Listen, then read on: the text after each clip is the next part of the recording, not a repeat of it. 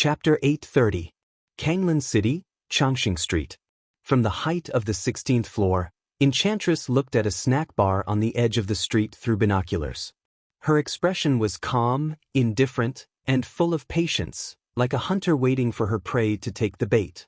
"Are you sure it's today?" Enchantress chewed the gum in her mouth and asked casually. "It's today." A middle-aged man adjusted his glasses and said in a calm voice, "The confirmed time is 3:30 at night." He was the main person in charge of the intelligence of Kanglin City in Beihai Province.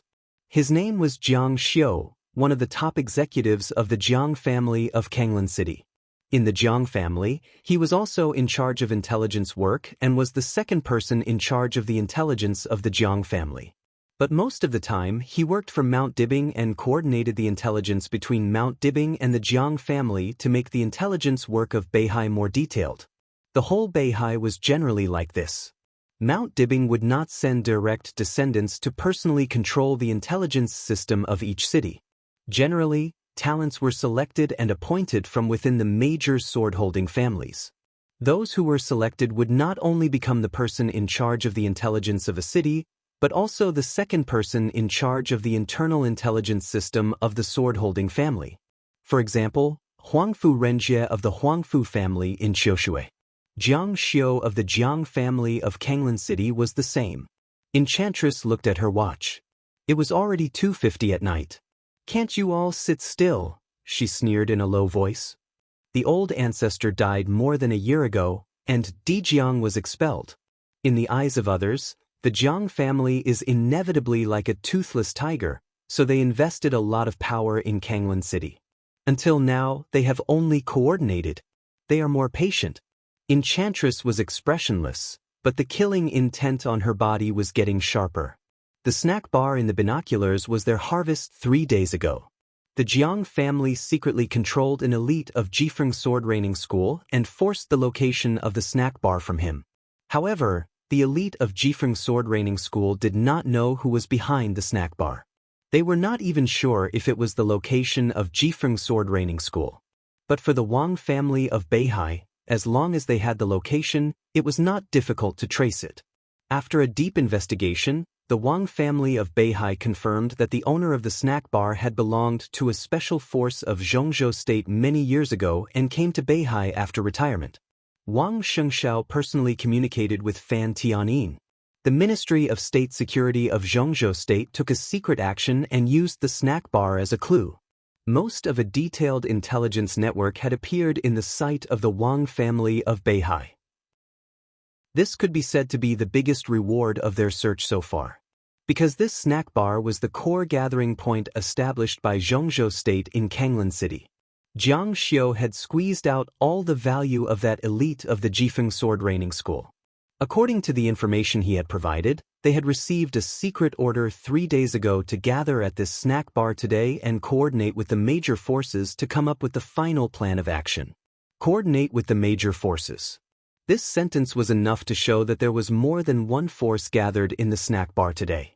What did it mean for more than one force to gather in the hiding place of Zhongzhou State? Jiang Xiu's phone kept ringing. He lowered his head and browsed through the news from everywhere on his mobile phone. He narrowed his eyes and said softly, "If I'm not mistaken, if our action goes well today, we can probably catch all the lurkers of all the superpowers, including Zhongzhou State. At least we can eliminate more than 80% of their strength." "What's the reason?" The enchantress raised her eyebrows.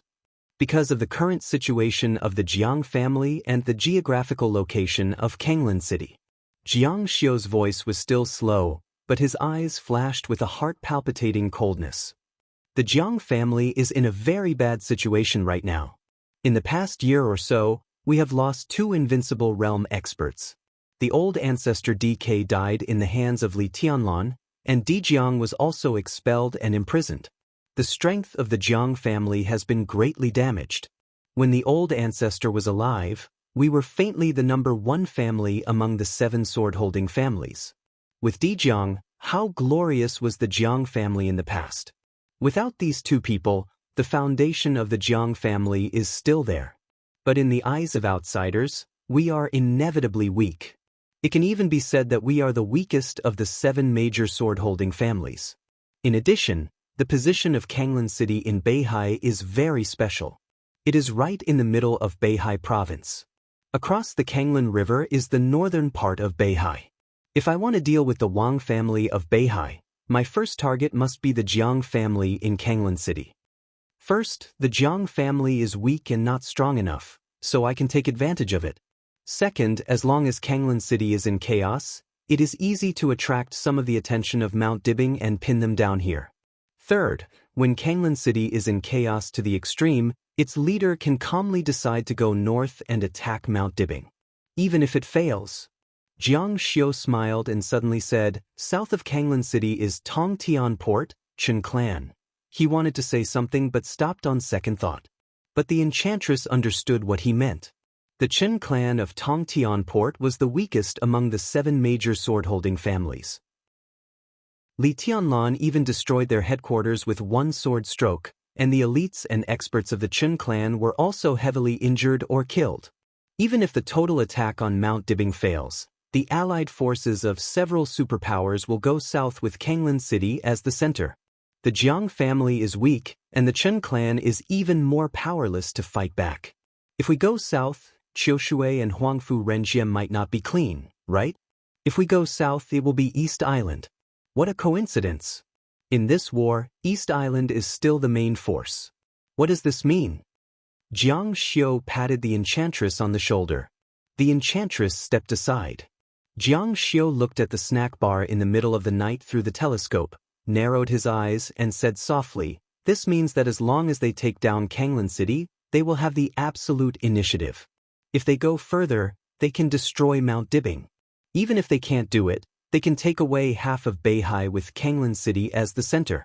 In Kanglan City, Jiangqian and Mount Dibing really rule by dividing the river. As long as they succeed here, they can be invincible.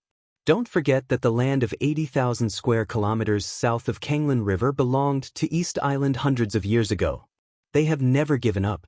This time they have such a good opportunity, they will do whatever it takes. The enchantress was silent for a long time, and then said softly, so you mean that tonight's gathering in the snack bar may be a precursor to their general attack? All the superpowers have coordinated. If they don't take action, are they waiting for the new year? Jiang Xiu laughed. Let's take action here first. In the first battle, they must go all out. I'm sure that there are more experts lurking in Kanglan City than we think. Maybe they want more than just chaos. Jiang Xiu's eyes were a little ferocious. Oh, want to completely destroy our Jiang family. They can't do it.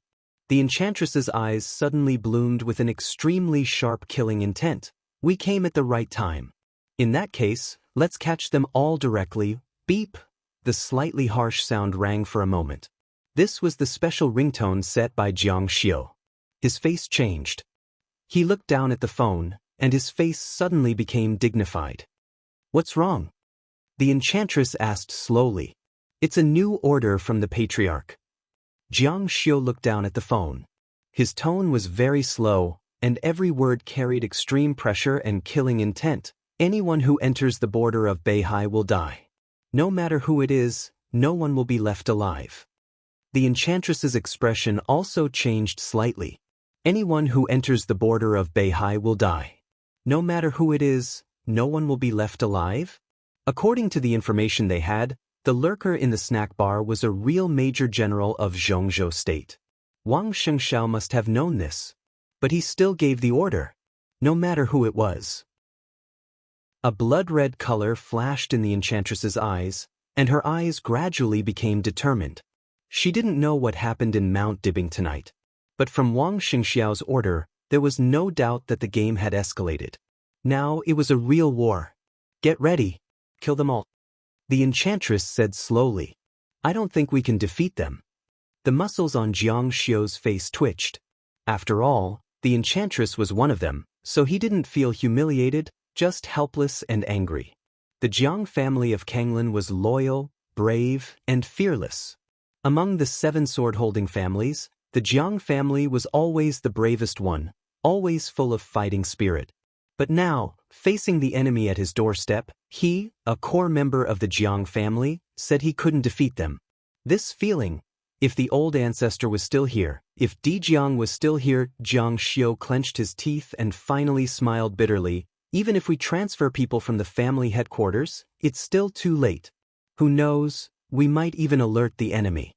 If the experts of the major forces hiding in Kanglan really gather here, there might be variables. The enchantress gave him a strange look. Do you think I'm here just to monitor them? Jiang Xiu was stunned. What am I doing here if I'm not fully prepared? The enchantress asked again. Jiang Xiu seriously thought about the people brought by the enchantress. The enchantress was now a half-step to the invincible realm, and she brought 2 masters at the peak of the thunder-shocking realm. Jiang Xiu was also a master of the thunder-shocking realm. There were 2 people in the Jiang family who were in the same realm as him.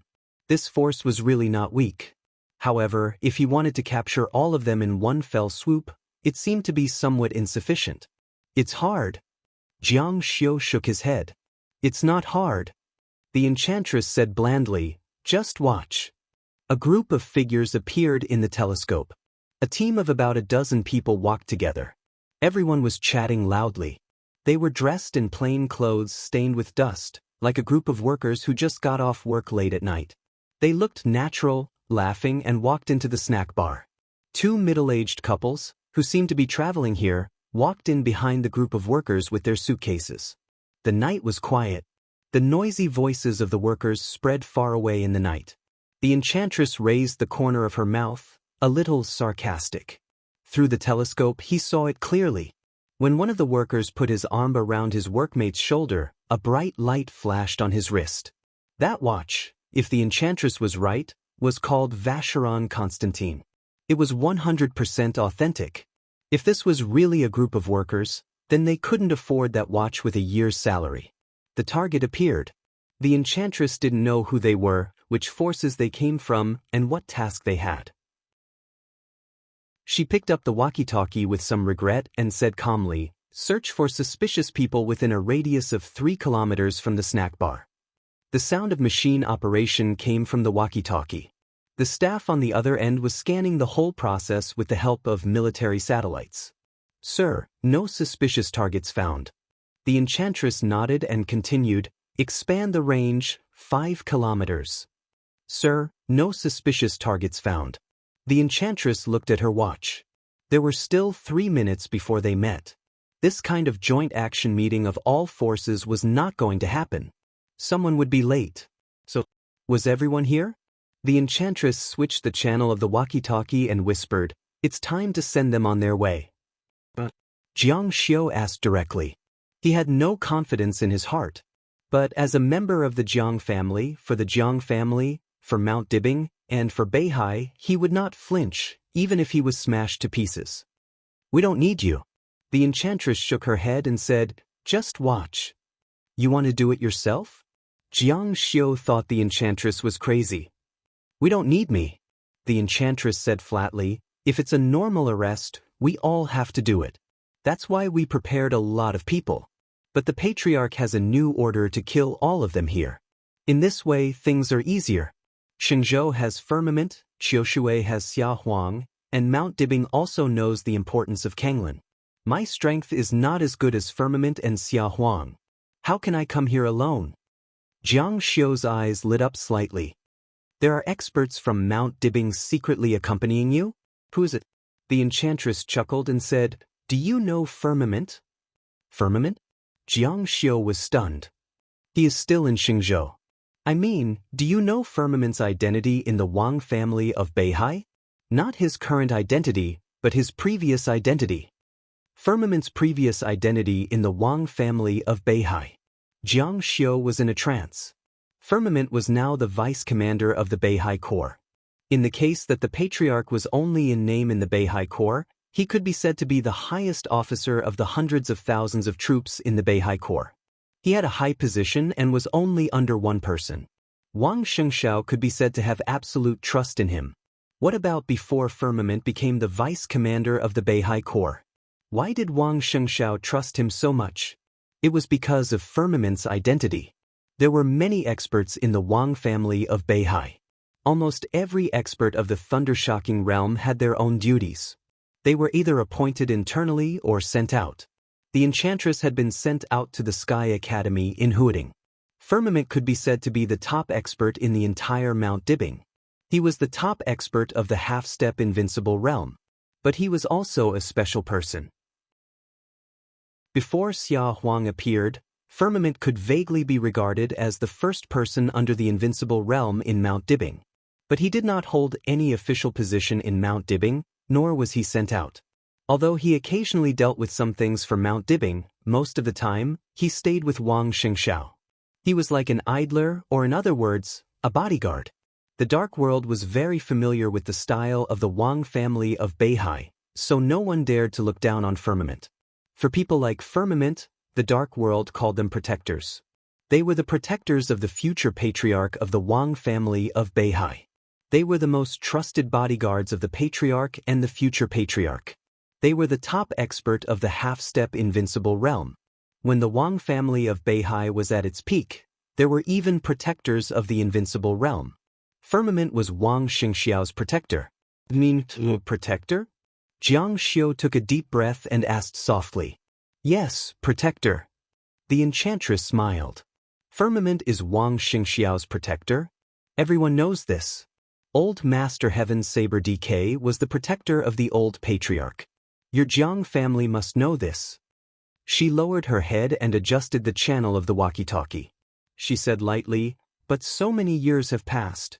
Do you still know who the protector of His Majesty Sword Emperor was? The walkie-talkie was adjusted to the last channel. The enchantress's expression was solemn and solemn. She said calmly, Senior, please take action. Don't be merciful.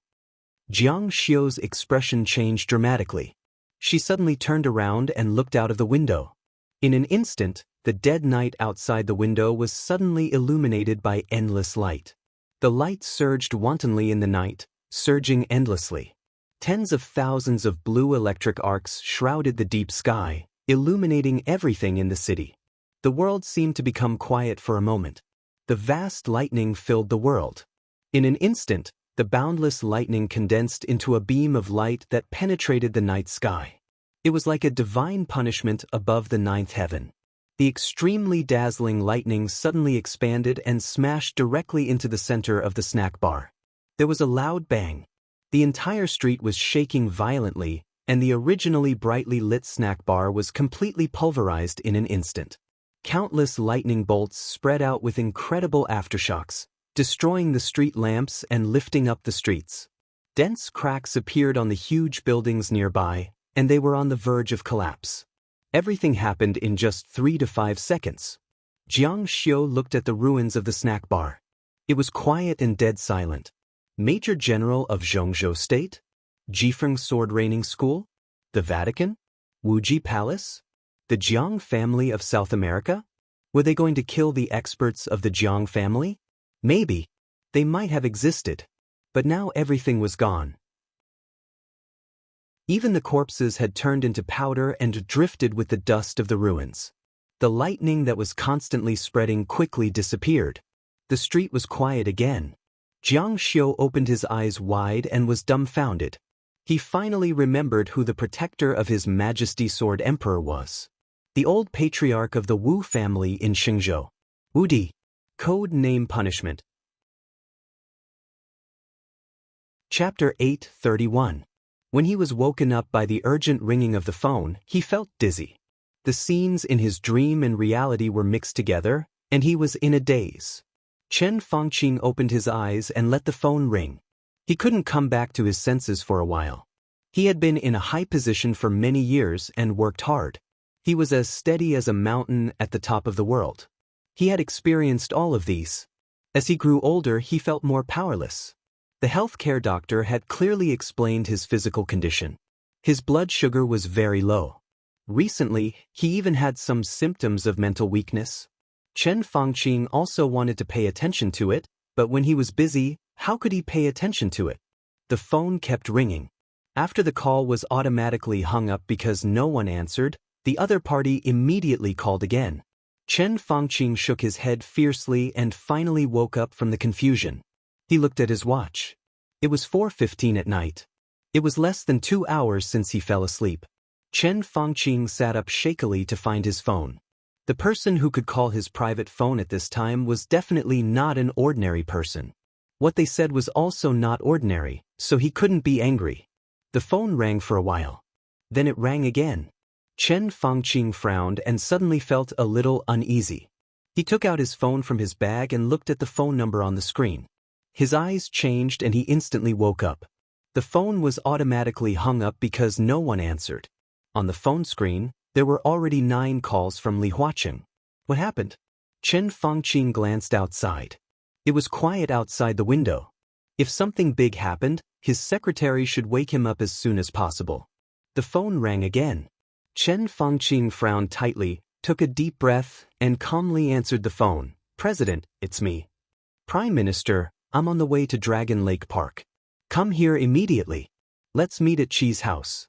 Li Huaqing's voice sounded directly on the phone, indifferent, calm, tough, and irresistible.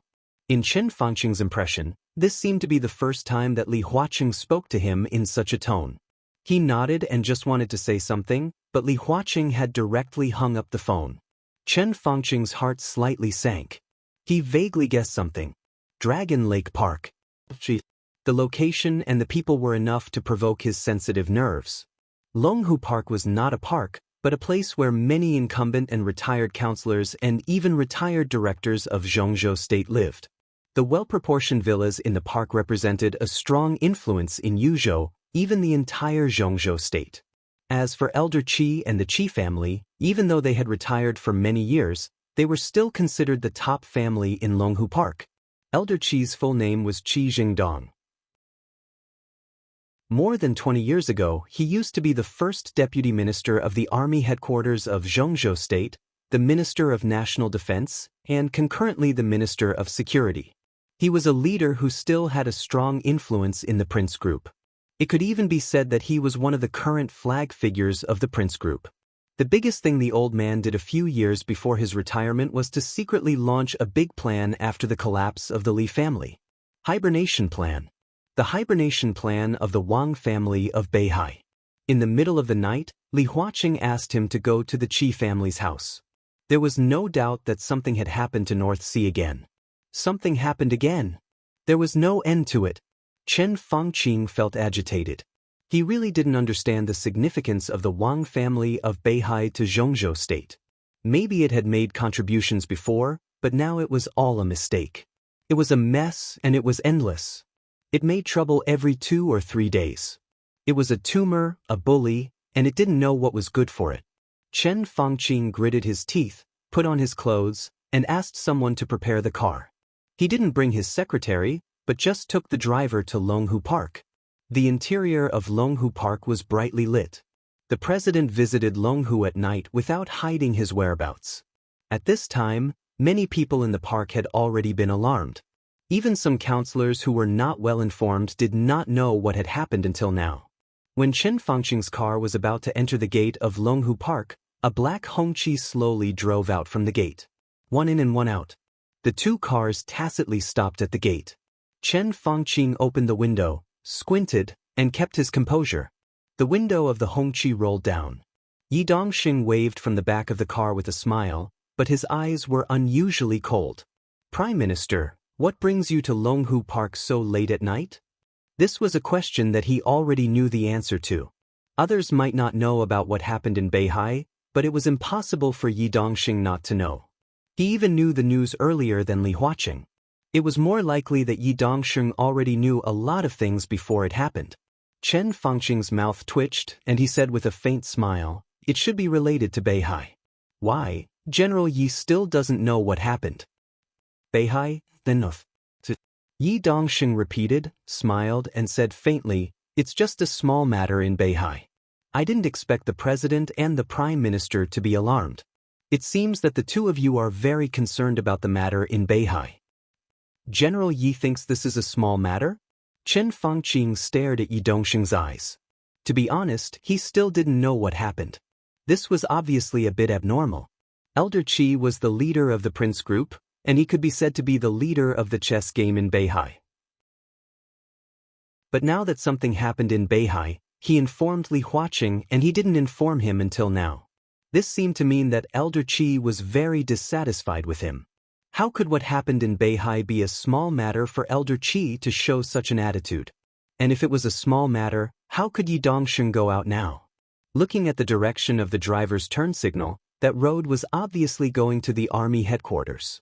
The people who should die are dead, and the world is at peace. There are no people who always want to kill innocent people. Such people deserve to die the most. Yi Dongsheng looked into Chen Fangqing's eyes without backing down. There was a flash of real killing intent in his eyes. Yi Dongsheng never thought that Chen Fangqing dared to attack Wang Yuetong. This was not in line with the rules, and it was no longer a game. This was almost irrational. What kind of game was this? Chen Fangqing's move completely put the Wang family of Beihai in the position of the enemy. Was Beihai province the enemy of Zhongzhou state? No one dared to say this. Li Huaqing dared not say it. No one dared to say it. Yi Dongsheng doted on Wang Yuetong very much. He and Wang Tianzong could be said to be life and death friends. When Wang Yuetong and Wang Xianxia were young, Beihai experienced a very delicate period. During those years, the brother and sister were lodged in Yi Dongsheng's home. He did not dare to show too much love to Wang Xianxiao. After all, Yi Dongsheng knew what kind of responsibility the little boy would bear in the future. But for Wang Yuetong, Yi Dongsheng completely doted on her as his own daughter and was obedient to her.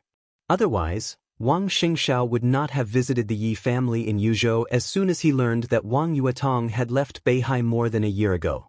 Because in Wang Yuetong's heart, the Yi family could be said to be her second home.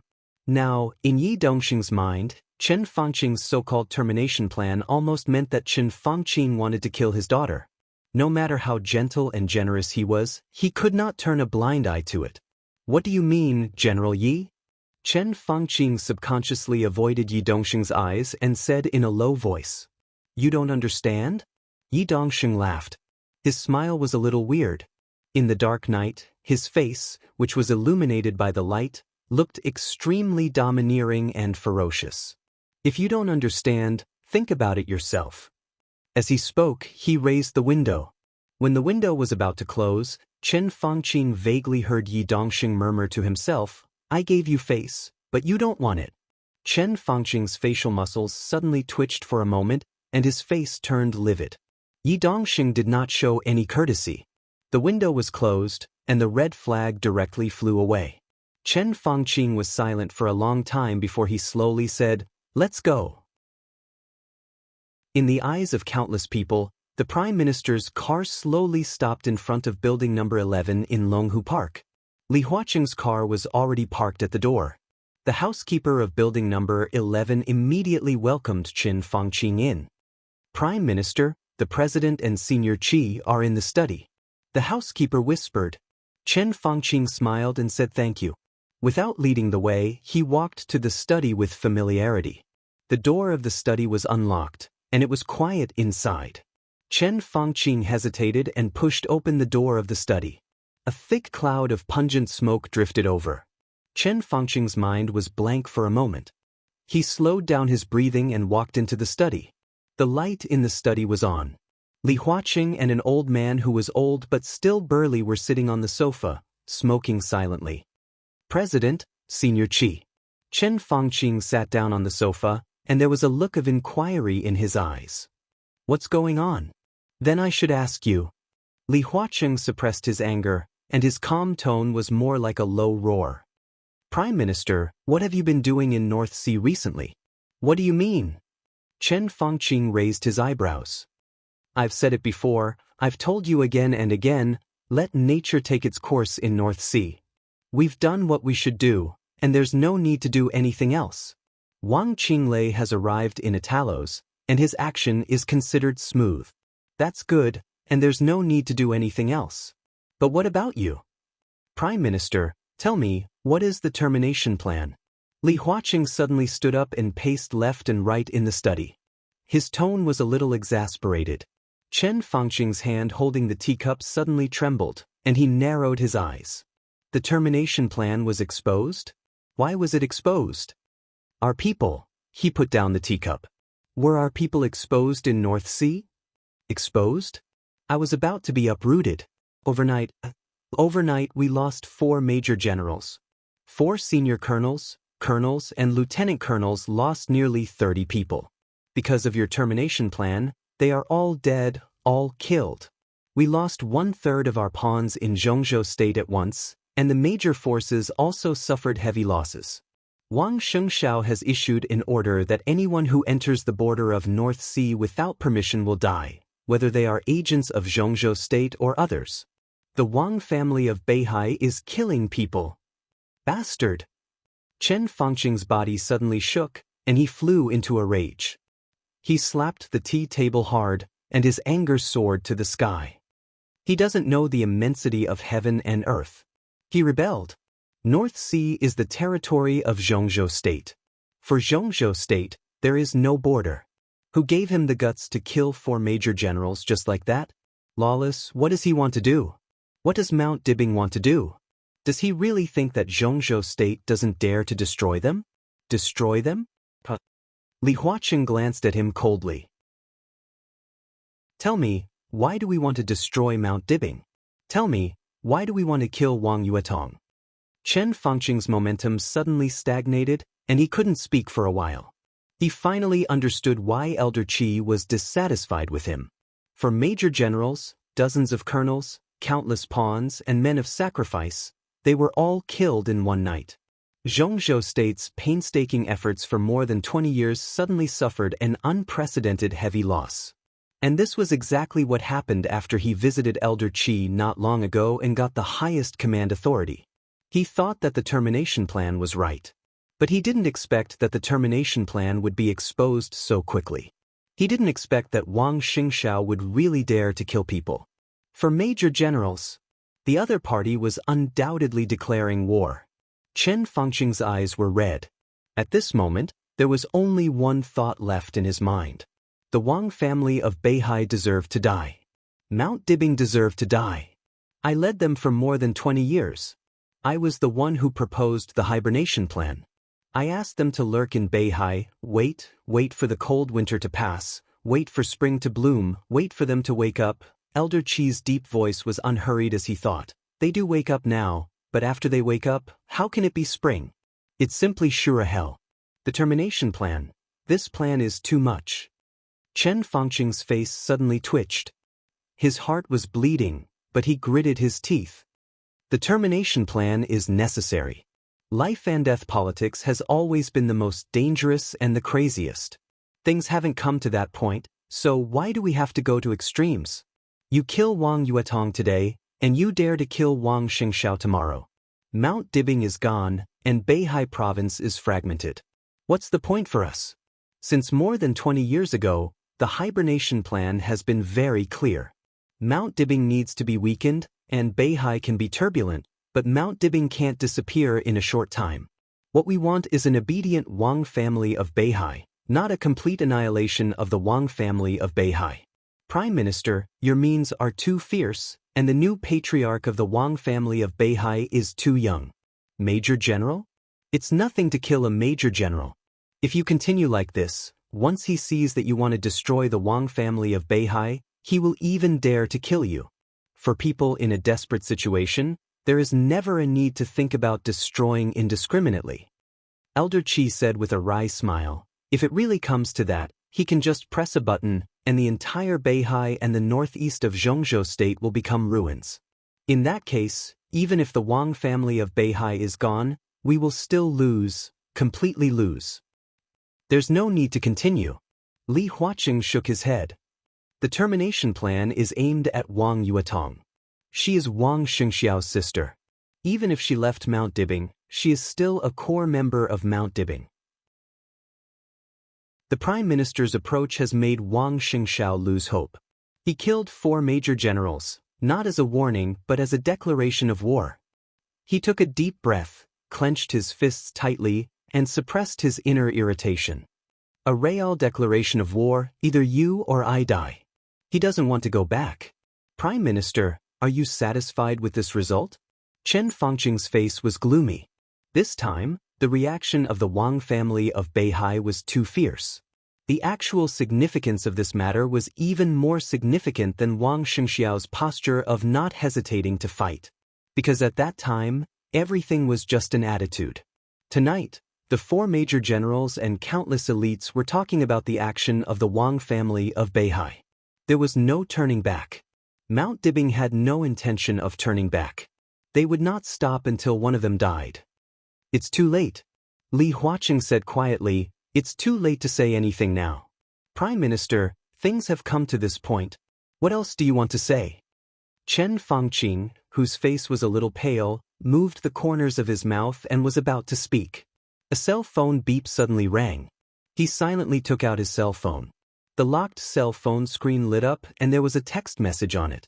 Chen Fangqing's pupils suddenly contracted. He stared at the text message and remained silent. That was a text message from Wang Xianxia. There were only 8 words. But in Chen Fangqing's eyes, they were like lightning, thunder, and bloody rain. There's no turning back. Bring it on. Chapter 8:32. Chen Fangqing looked at the phone in silence. His body was as stiff as a lifeless statue. There was no turning back. Bring it on. Between the lines, Chen Fangqing really saw the color of blood and saw countless tragic endings. He held his breath, and his face turned blue for a moment. What's wrong? Li Huaqing noticed that something was wrong with his face, so he frowned and asked. He really didn't like Chen Fangqing now. In the past many years, although they had different positions, they were in harmony on the big issues and put the interests of Xianxia state first. Chen Fangqing's means might be a little fierce, but in the depths of his soul, there was indeed selflessness. Otherwise, he couldn't have developed the academics to such a scale in the face of a powerful prime minister supported by the whole prince group. Li Huaqing had always thought that Chen Fangqing was a terrible person, but also a trustworthy person. He could be said to be his best partner. But what happened tonight made Li Huaqing realize for the first time that Chen Fangqing was a bad teammate. To be honest, the termination plan was indeed fierce and against Li Huaqing's original intention, but he didn't think Li Huaqing was wrong. Wang Yuetong was now the key between Li Tianlan and Wang Xianxia. If Wang Yuetong could be killed and the evidence destroyed, the possibility of cooperation between Emperor Dong's palace and the Wang family of Beihai would be greatly reduced. Even if Li Tianlan insisted on taking the independent road of the Wang family of Beihai, without Wang Yuetong as a buffer, even if they cooperated this time, there would be greater conflicts in the future, which would give Xianxia state an opportunity. Wang Yuetong's death was indeed good for the overall situation of Xianxia state. But the last thing Chen Fangqing should do was expose the termination plan and let the Wang family of Beihai know about it. In some things, if he succeeded, he would be a hero, and if he failed, he would be a sinner. There was nothing to say. Chen Fangqing silently put the phone on the tea table and still didn't speak. The screen of the phone was on, with a slightly dazzling light. Li Huaqing took the phone and glanced at it. His eyes narrowed. He deliberately took out his phone and glanced at it. His phone was quiet, and there was no message. And the text message Chen Fangqing received was right there. It was just a few words, but with a sense of danger. Li Huaqing could not see the slightest possibility of compromise or retreat from these short words. Li Huaqing felt cold all over. He subconsciously sat on the sofa and tightened his clothes. Wang Xianxia. He really did not intend to turn back. They would fight to the death. What do you think? Li Huaqing glanced at Chen Fangqing and suddenly asked. Lighting up a cigarette, Chen Fangqing took a deep breath and calmly said, He won't turn back, but do I have a choice? This could have never happened, or rather, there should have been a gentler way to solve it, not. What about time?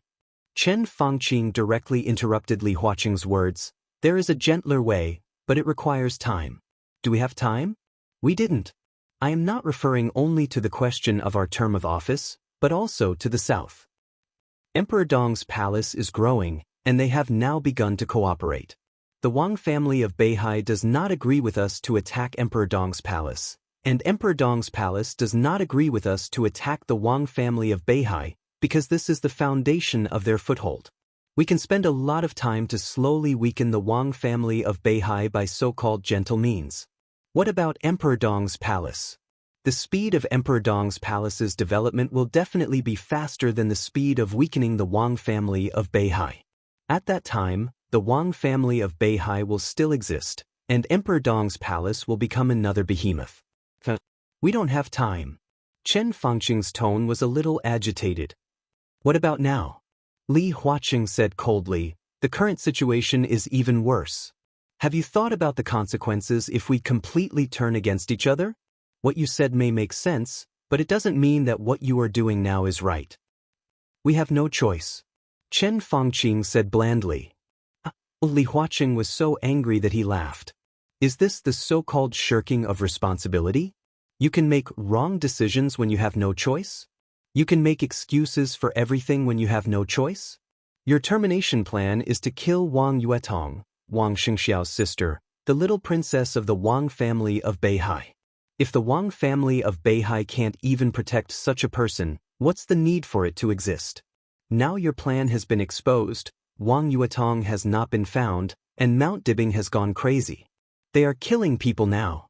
They are not enemies, but our people. For major generals, and that's not all. One day, they will kill all the people we left in Beihai, not only them, but also their families, relatives, and friends. Friend, no one will survive. This is not a fucking game. This is revenge. Revenge, do you understand? If it weren't for your termination plan, how could things have developed to this extent? You have no choice. Well, tell me now, what should we do if the Wang family of Beihai wants a life-and-death struggle? Tell me, what should we do? Is there a war? Planes, tanks, armies, nuclear bombs? Is that right? I'm not shirking my responsibility. Chen Fangqing stood up and looked out of the window. The deep night was about to pass, and a hazy light appeared on the horizon. He was silent for a long time before he calmly said, "You asked me if there was a war? Yes." His expression was as hard as a rock. I want a war. This is a war between me and Wang Xianxiao. Do you know what you're talking about? Li Huaqing said in a low voice. I know very well. Wang Xianxiao also knows very well that this may be his last bit of reason. His war, his revenge, and his fight to the death are all aimed at me. Chen Fangqing narrowed his eyes. His declaration of war is also aimed at me. So? Li Huaqing asked expressionlessly. I don't shirk my responsibility, but since we have differences, there is no need to advance or retreat together in this matter. President, you use your gentle means, and I will choose to fight with the little guy from the Wang family of Beihai. He declared war on me. Can I run away? I have no choice but to accept the challenge. Li Huaqing suddenly raised his eyebrows. He wanted to say something, but in the end he remained silent. Chen Fangqing's words seemed to be in a fit of pique, but they were not unreasonable. Neither Zhongzhou state nor Beihai could afford the consequences of a war. Wang Xianxiao directly targeted Chen Fangqing for revenge. Chen Fangqing accepted the challenge. Whether he won or lost, for the overall situation of Zhongzhou state, this matter was still barely controllable. But what about Chen Fangqing himself? Have you thought about the consequences? Li Huaqing asked in a low voice. Chen Fangqing wanted to kill Wang Yuetong. If necessary, he would not be polite to Wang Xianxiao. If he won, the Wang family of Beihai would inevitably be destroyed, but the resources of Beihai province would still belong to Zhongzhou state. But what if he failed? Had he really thought about his end? Chen Fangqing was silent for a long time before he laughed at himself. It's not a matter of whether I think about the consequences or not. It's a matter of whether I have any other choice. If Wang Xianxiao wants to fight to the death, what can I do? Either he dies or I die. When the fight went beyond the scope of a game and evolved into a war, the end was so tragic. Chen Fangqing was sure that if he failed, he would be the most miserable prime minister since the founding of Zhongzhou state. Because his opponent this time was not an ordinary opponent, but a real behemoth that had been standing at the peak since the founding of the country. I still have about a year's time. This war must end within this time. Chen Fangqing said quietly. His tone was extremely firm and crazy. I should remind you, Li Huaqing said calmly, maybe you have overlooked a very important point. Wang Yuetong is not only the little princess of the Wang family of Beihai, but also Li Tianlan's woman, the hostess of Emperor Dong's palace. Wang Xianxiao will not let you go. Li Tianlan's character will only be more intense than Wang Xingxiao's. Do you think he will let you go? This was also a very important question. Li Tianlan's character was even stronger than Wang Xingxiao's. If he knew that Chen Fangqing wanted to kill his woman, what would he do? Did he have a reason to renege on the promise he made to the council previously? Chen Fangqing wanted to face the Wang family of Beihai by himself, but in fact, he would face the joint forces of Emperor Dong's palace and the Wang family of Beihai. So he can't know about this. Chen Fangqing said calmly, at least in a short time he can't know. What do you want? Li Huaqing asked. Block the desert prison and cut off all their communication with the outside world. Anyone who dares to approach the prison will be killed. Chen Fangqing said in a gloomy tone. Li Huaqing didn't speak for a long time. He looked at Chen Fangqing's side face. After a long time, he said slowly, "You're really crazy." "I can do that," Chen Fangqing said. The desert prison was within the scope of Beijiang of Zhongzhou State. Although there was a country in Beijiang, it was still the territory of the Prince Group in general. The Prince Group's position in Beijiang was deeply rooted. In terms of military and politics, it could be regarded as Chen Fangqing's confidant. It was not a gentleman who wanted to block the desert prison. "You can do it, but how long can you block it?" Li Huaqing asked. "It won't take too long. I will speed up my actions in Beihai. When the matter in Beihai is over, Li Tianlan is nothing to worry about." Chen Fangqing said slowly, "It's time for Kunlun City to contribute to this matter." Li Huaqing narrowed his eyes, looked at Chen Fangqing, and then looked at Elder Qi. Elder Qi lowered his eyes and said nothing. He might have been dissatisfied with Chen Fangqing when he first received the news, but he would not openly fall out with him. At this time, even if he had something to say, he would not say it in front of Li Huaqing. Chen Fangqing's meaning was already very clear. In the face of the endless revenge of the Wang family of Beihai, Chen Fangqing alone had to bear all the responsibilities and play with the Wang family of Beihai to the end. Fight to the end. Li Huaqing said no more. He stood up, walked out of the study, and then left Dragon Lake Park.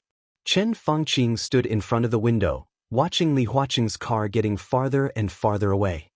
He stood quietly and said nothing. From this moment on, in the matter against the Wang family of Beihai, when things were irreversible, Li Huaqing stayed out of it, and Chen Fangqing became the main leader. The game had officially become a war.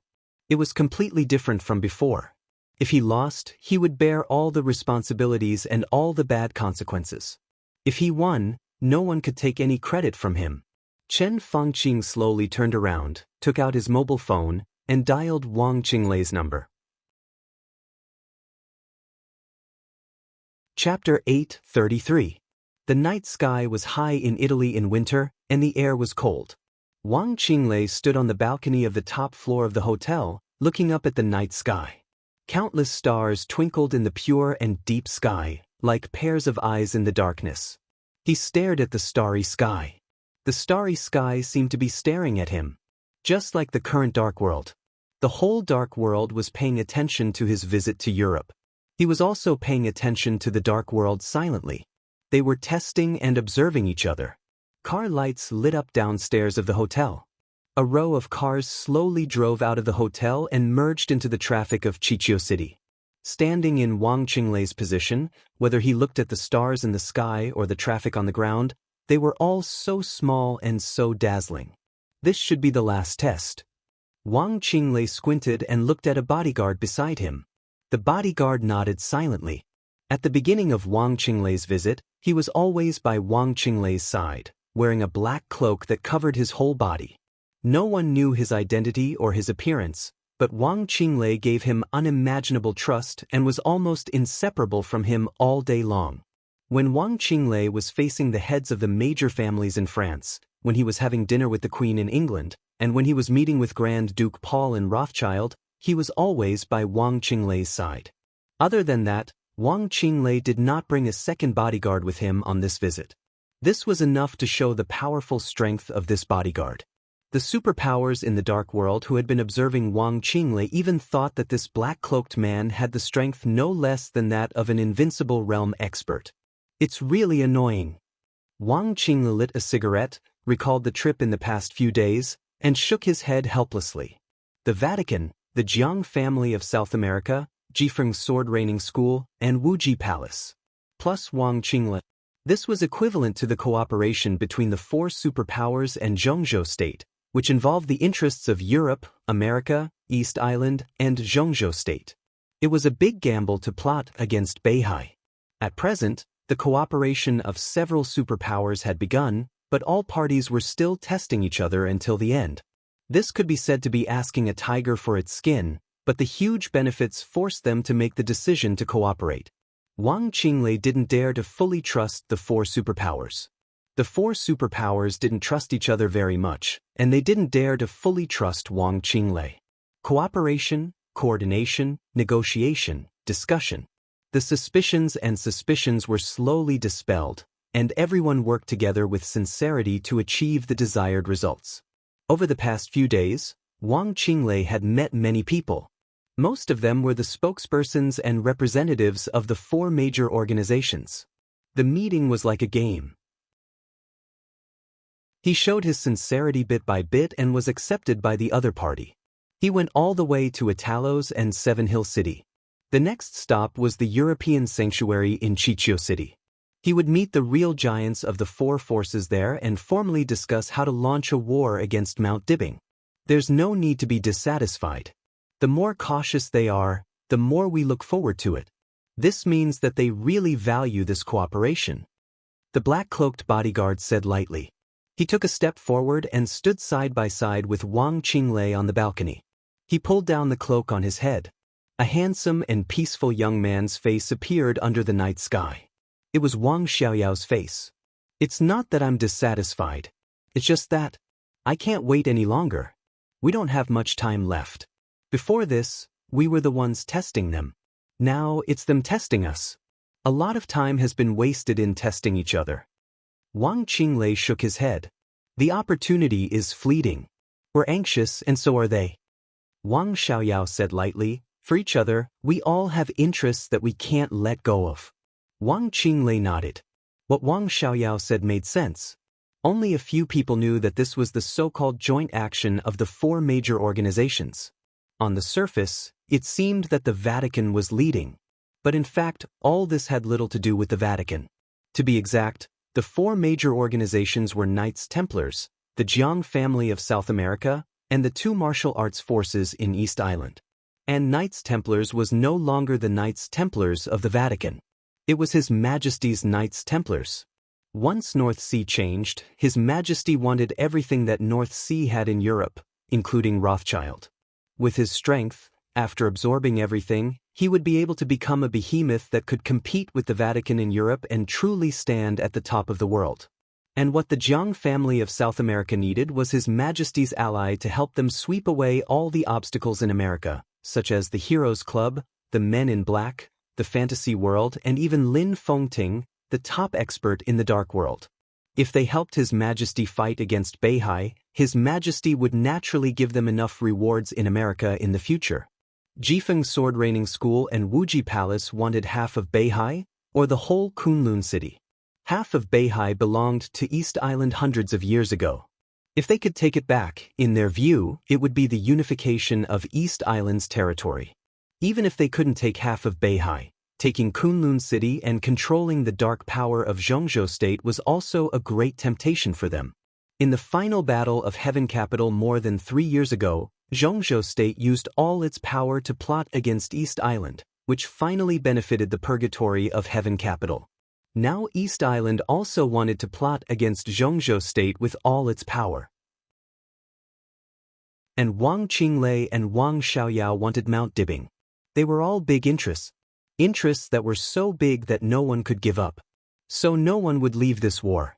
It was bound to be a life-and-death battle. After paying so much, of course, they had to be cautious. The one who just left has a high position in Knights Templars. He should be reporting to His Majesty now. If there is no accident, there should be a result tonight. Wang Qingle said. Wang Xiaoyao narrowed his eyes and said thoughtfully, "What is the so-called His Majesty?" Wang Qingle's eyes flickered.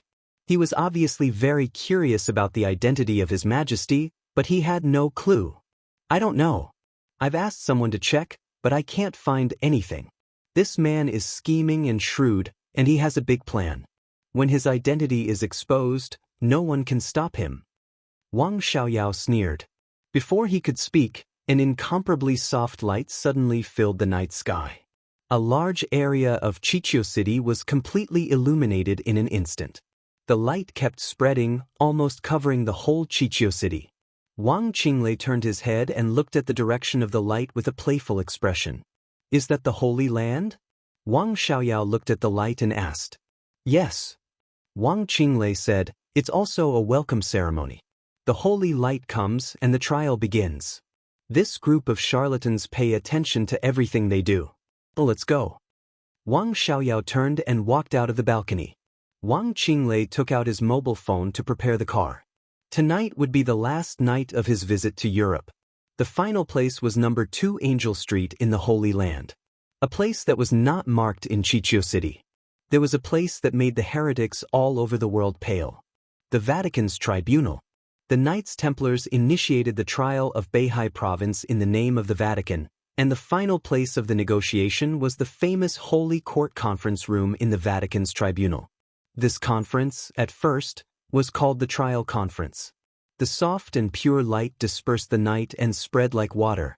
In the dim and strong light, Wang Qinglei's car slowly drove into the Holy Land and finally stopped in front of the tribunal. The light here became brighter and brighter. Even if there were onlookers, no one could see who came here. Surrounded by the light, Wang Qinglei and Wang Xiaoyao walked into the tribunal and into the room. They walked into the Holy Court conference room filled with darkness and scarlet tones. The conference room was very big, but there were very few people inside. Tanhai Wuji, the palace master of Wuji Palace, casually sat on the side with the left and right visiting professors of Wuji Palace.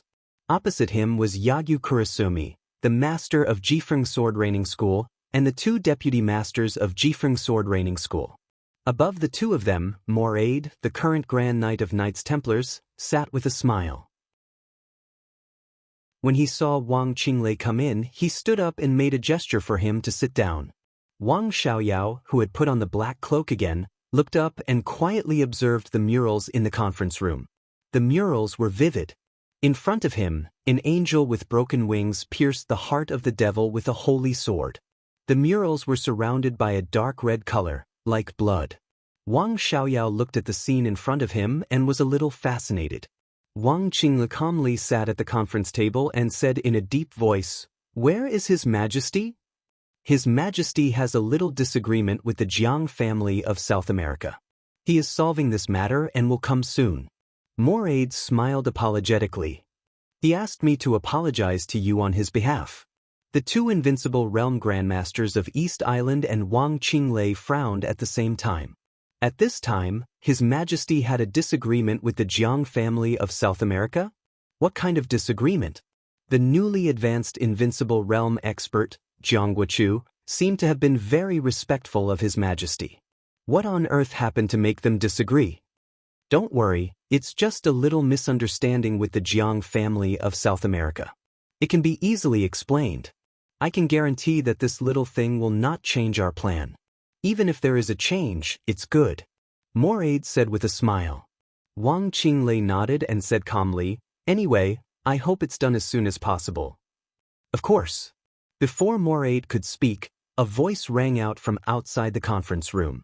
There was a hint of laughter in the voice, and there seemed to be endless confidence in it. All of us hope for it to happen as soon as possible. In fact, now that things have developed to this point, there is no longer anything that can stop us. We are sitting here today to discuss our sincerity and determination, and nothing else, isn't that right? Everyone turned their heads at the same time. In their sight, the door of the conference room was still full of light. A figure came in the rich and soft light. Behind him, there was a tall and straight figure. Out of respect, everyone stood up and nodded to His Majesty, who was the last to enter. "Everyone please." His Majesty's voice was full of laughter. He did not hide his true face, but a hazy halo covered his whole body, like clouds and starlight.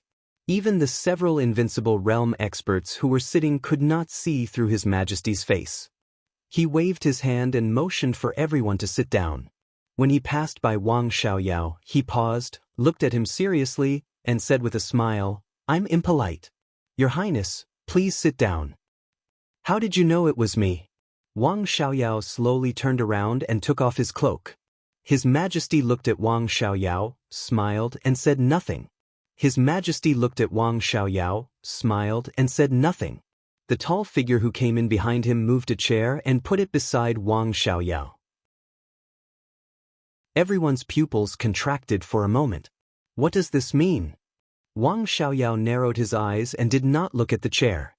He looked at the man who moved the chair. The patriarch of the Jiang family of South America. The new invincible realm expert in the dark world, Jiang Wuxia. That's what I mean. His Majesty smiled faintly, found a place to sit down, and said calmly, "Make a formal announcement to everyone." Chapter 8:34. There was silence in the conference room. One could even say that it was dead silent. Everyone was looking at the mysterious His Majesty. They were looking at Jiang Wuxia next to His Majesty. Everyone's heart was full of absurd emotions. Jiang Wuxia, the fourth follower. Everyone had a feeling that the wind was too strong for them to hear clearly. His Majesty now only had 4 followers. The first follower, Moraid, used to be the second commander of the Holy Disarmament Corps, and now the Grand Knight of Knights Templars. The second follower was famous in Zhongzhou State. White Tiger, one of the 4 spirit generals, died in the chaos of Eastern Europe. The third follower was Yagyu Kurasumi, the leader of Jifeng Sword Training School. The Purgatory of Heaven Capital was now guarding Heaven Capital. Compared with 3 years ago when the Purgatory of Heaven Capital first appeared, its strength was not as good as before. Yagyu Kurasumi had truly stabilized his position as a great grandmaster in East Island. And now, His Majesty's 4th follower, the patriarch of the Jiang family of South America, Jiang Wuxia. Europe, East Island, America. 3 regions, 3 followers. At this moment, even though everyone present was His Majesty's collaborator, everyone still felt palpitations in their hearts. Although in general, there was not a strong relationship between His Majesty and his followers, and they were cooperating with each other, many relationships never paid attention to nominal subordination. The most important thing was whether the relationship between the 2 parties was solid. His Majesty would not restrain his followers too much. For example, Yagyu Kurasumi was the 3rd follower, but Jifeng Sword Training School was still an absolutely autonomous force. Perhaps the only exception was Moraid, but His Majesty had never asked him to do anything. Moraid was willing to be a loyal dog at His Majesty's feet, and it was entirely his voluntary behavior. But as a follower, he also had responsibilities to bear. His Highnesses could also influence their forces through followers and use their strength. This was like cooperation, but also like a transaction, very equal. It sounded simple, but in fact it was not easy at all. When a superior faced his subordinates, he considered ruling and ensuring their loyalty and position. When His Majesty faced his followers, he considered how to maintain their long-term and stable relationship. If this was a transaction, then the most important thing was whether what the 2 sides gave each other was equal. This was also the core secret between His Majesty and his followers. No one knew what His Majesty would give him after he became His Majesty's disciple. Nor did anyone know that His Majesty had given Mordesh. What was that? But as long as the disciples believed that what His Majesty had given them was worth the price, such transactions and cooperation would never go wrong. And this kind of relationship would also be more easily accepted by various countries. The royal family of East Island had never expressed any opinion on the master of Jifeng Sword Training School becoming His Majesty's follower. Now, Jiang Wuxia had also become His Majesty's disciple. What His Majesty gave Jiang Wuxia was no longer important. Since he was willing to be a follower, it proved that he could not refuse what His Majesty was giving him. Being unable to refuse also meant that this kind of cooperation was unbreakable, at least in the short term. It was no longer a matter of His Majesty having 1 more follower. With the addition of Jiang Wuxia, His Majesty, Knights Templars, and Jifeng's sword reigning school had one more reliable ally. And the Jiang family of South America also had the help of His Majesty, Knights Templars, and Jifeng's sword reigning school. His Majesty had another ally by his side. This was a good thing for everyone in the alliance. Tunhai Wuji lowered his head and took a sip of tea, his eyes twinkling. He was not His Majesty's follower. Now seeing this scene, he had begun to subconsciously consider the next situation of Wuji Palace. Wang Qinglei looked at His Majesty, then at Jiang Guochu, and finally kept silent. He was a counselor of Zhongzhou State, and he would even strive for the presidency of Zhongzhou State in the future. It was impossible for him to become His Majesty's follower. Wang Xiaoyao also had his own pride, and it was also impossible for him to appear as a follower. Now seeing Jiang Guochu actually standing behind His Majesty, the two of them had mixed feelings. They looked at each other and didn't speak. The feeling of helplessly watching a strong competitor rise was not a good one. But fortunately, for now, Jiang Guochu becoming the fourth follower was more beneficial to the war of the Wang family of Beihai. What did he give you? Wang Xiaoyao glanced at Jiang Guochu and suddenly asked. Jiang Guochu sat next to His Majesty. Hearing this, he raised his eyes and glanced at Wang Xiaoyao, then said blandly, the future. There were many possibilities in the future. So the answer was extremely vague.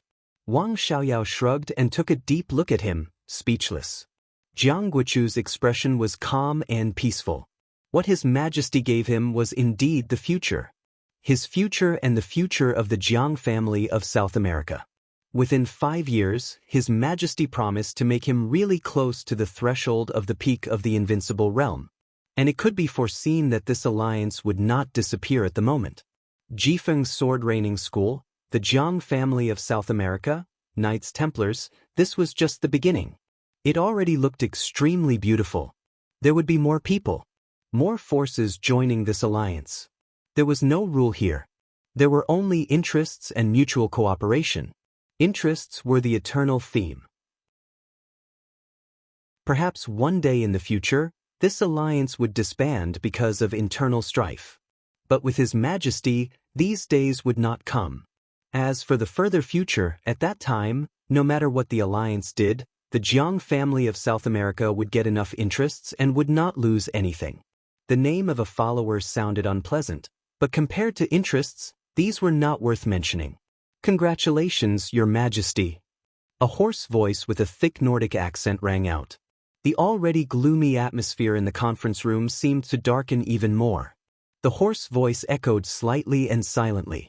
A foot stepped on the ground in front of everyone, followed by a man in black standing in front of the desk.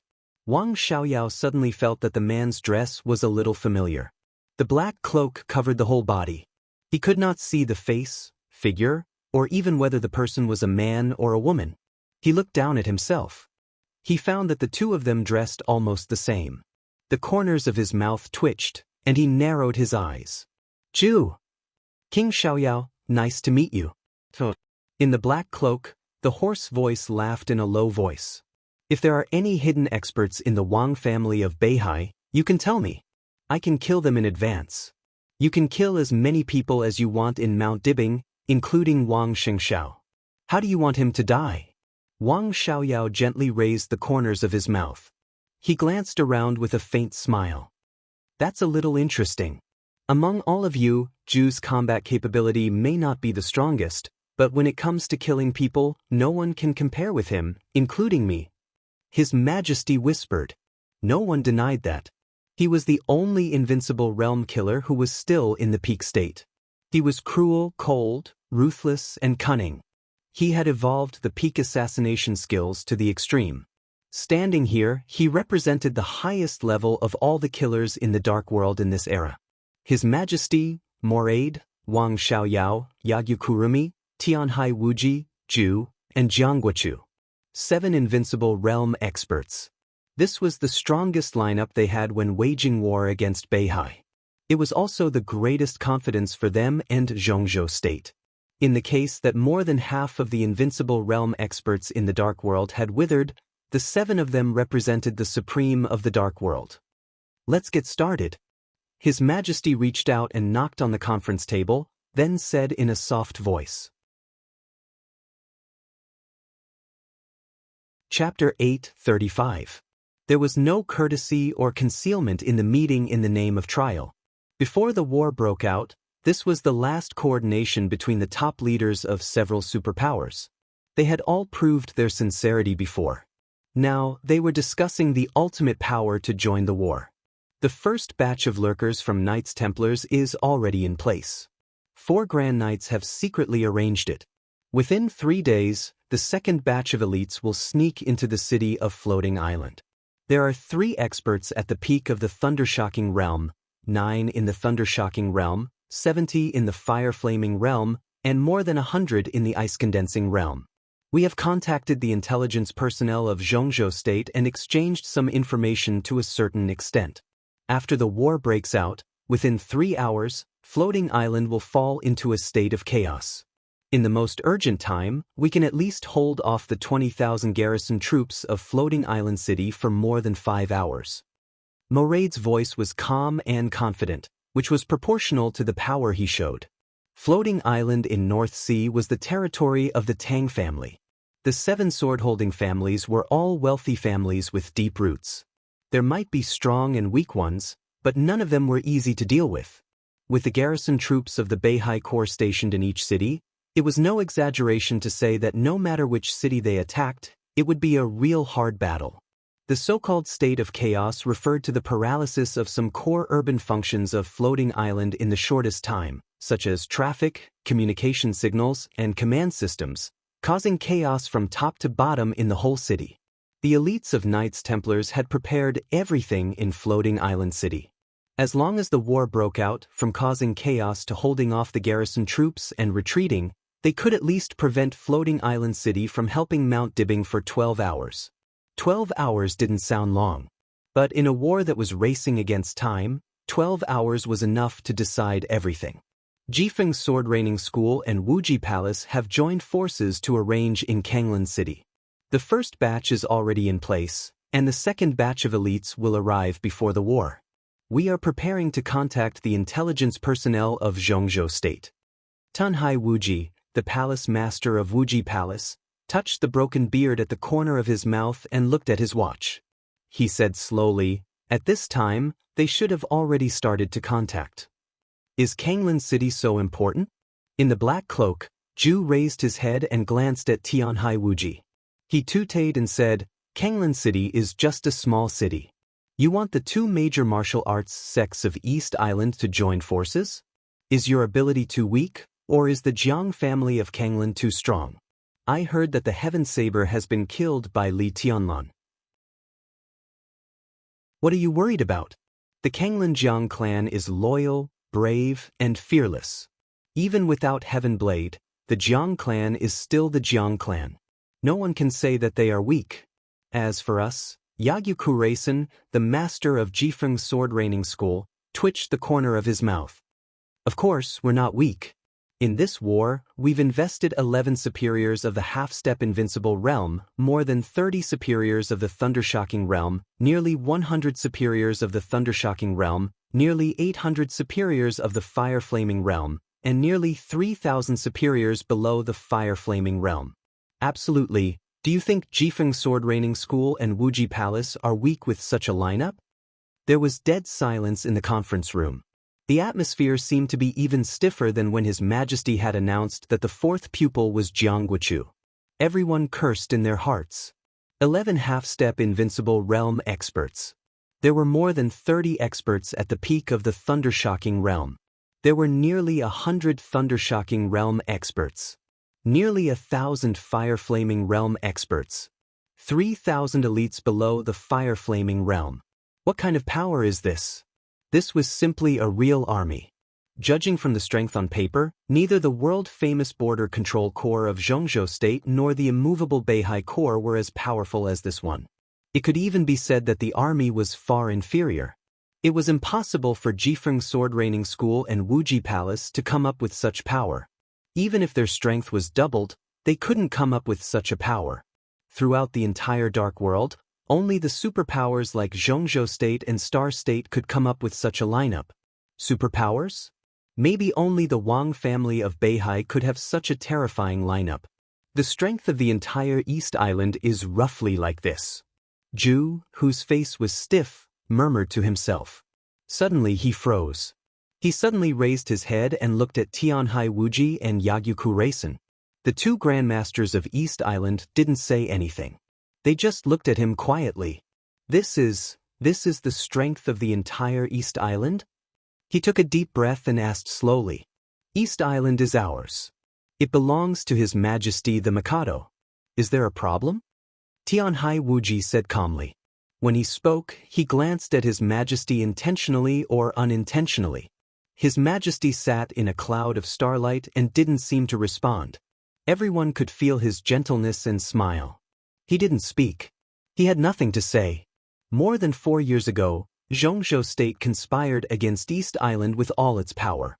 More than 4 years later, East Island conspired against Beihai with all its power. Tianhai Wuji pursed his lips, and his eyes looked a little savage.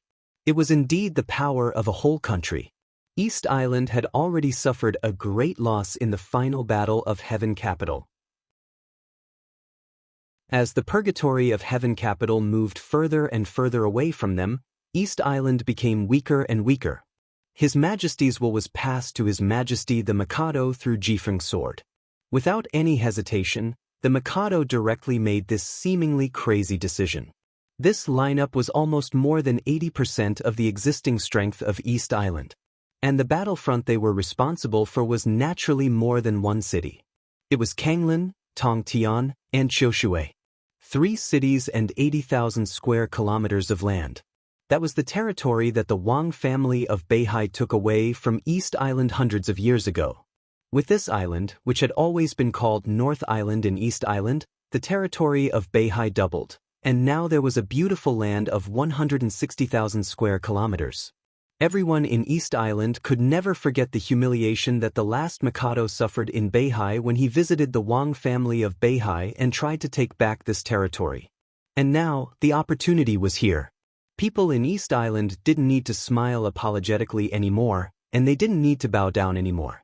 If you don't give it to me, I will take it. I don't care if there are corpses everywhere and blood flows like rivers. And this action also had a code name in East Island, which was return. Let the land that belonged to East Island return. From the very beginning, East Island regarded this action as a war. A real, highest-level war. Kanglin, Tongtian, and Qiushui, half of Beihai province, will become our war zone. The combat teams and fleets of Jifeng Sword Raining School and Wuji Palace will be on standby at any time. We won't detonate the so-called chaos. Or rather, we won't just do that. The 3 so-called sword-holding families, the Jiang family of Kanglin, the Chen clan of Tongtian, and Huangfu of Qiushui, will completely disappear and be destroyed in this war. We can promise you that no matter how long the war lasts, no one from the 3 cities south of Kanglin River will go to support Mount Dibing. Yagyukurumi's voice was clear and firm.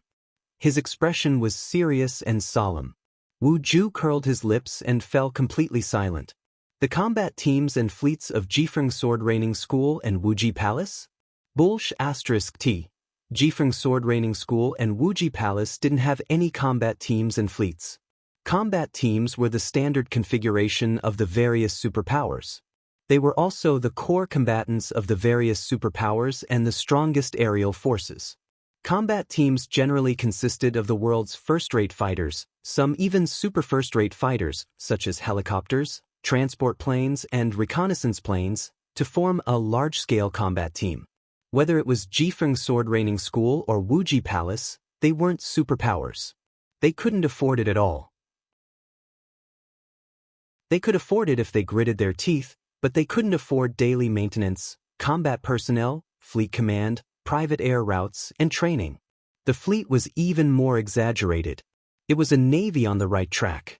Among the superpowers in the Dark World, only the Wang family of Beihai had its own fleet. Nominally, it still belonged to the Beihai Corps and Xianxia state. The so-called fleet and combat teams were obviously the power of East Island.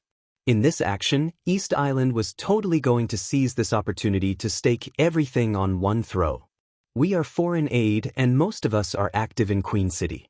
All of you here are friends of the Jiang family of South America, and the Jiang family of South America will not be stingy with its feathers. Our 3 superiors of the half-step invincible realm are already in Queen City, and the second batch of elites will soon enter Beihai. There are nearly 800 people in total, and they are all elites. We can also make Queen City unable to support Mount Dibbing in a short time. Jiang Guochu smiled and said in a gentle voice, I have few people, not as many as you. His Majesty can arrange it. Wu Ju shrugged. The so-called rising invincible realm expert was also a killer.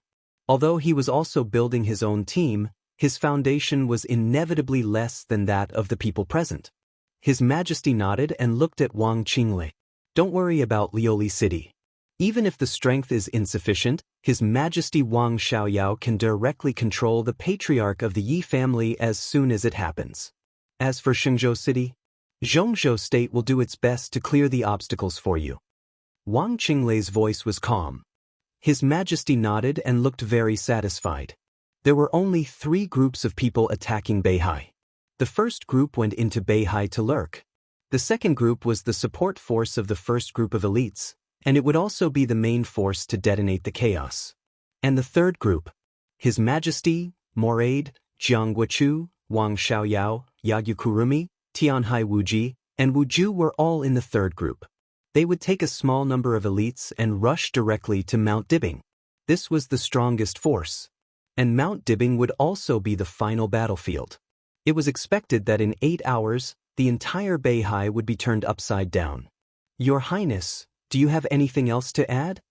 His Majesty glanced at Wang Xiaoyao and suddenly asked with a smile. No. Wang Xiaoyao said blandly, this is already very good. He stared at the table in front of him, a little absent-minded. He thought of the raging force that was about to rush into Beihai. He suddenly thought of his big brother, who would stand in front of him no matter what danger there was when he was a child. Sword Emperor, thinking of that figure. Beihai, thinking of that land. Heh? Wang Xiaoyao took a deep breath, and his eyes suddenly became extremely cruel and cold. Chapter 8:36. His Majesty looked at Wang Xiaoyao seriously and didn't speak for a while. In the clouds and starlight, he sat there, and his aura was calm and deep. Wang Xiaoyao seemed to know what he wanted to say. He sorted out his thoughts and said blandly, when the time comes, my people will automatically cooperate with you. There's no need to say more. Compared with you, I don't have many people, but whether it's ability, loyalty, or position, they can play a great role. You need me to sneak in, and you also need me to retreat. His Majesty nodded and said softly, it's best if your Highness is willing to do your best. I have no way out. Wang Xiaoyao was expressionless. This could be said to be the biggest crisis of the Wang family of Beihai in the past 100 years, and he also became the biggest traitor in the Wang family of Beihai for hundreds of years. It was no exaggeration to say that the Wang family of Beihai also had chaos and purges in history, but as the lineal brother of the patriarch, Wang Xiaoyao was the first traitor in the history of the entire Wang family of Beihai. If he and Wang Qinglei succeeded in their plan, it would start a new era of the Wang family of Beihai.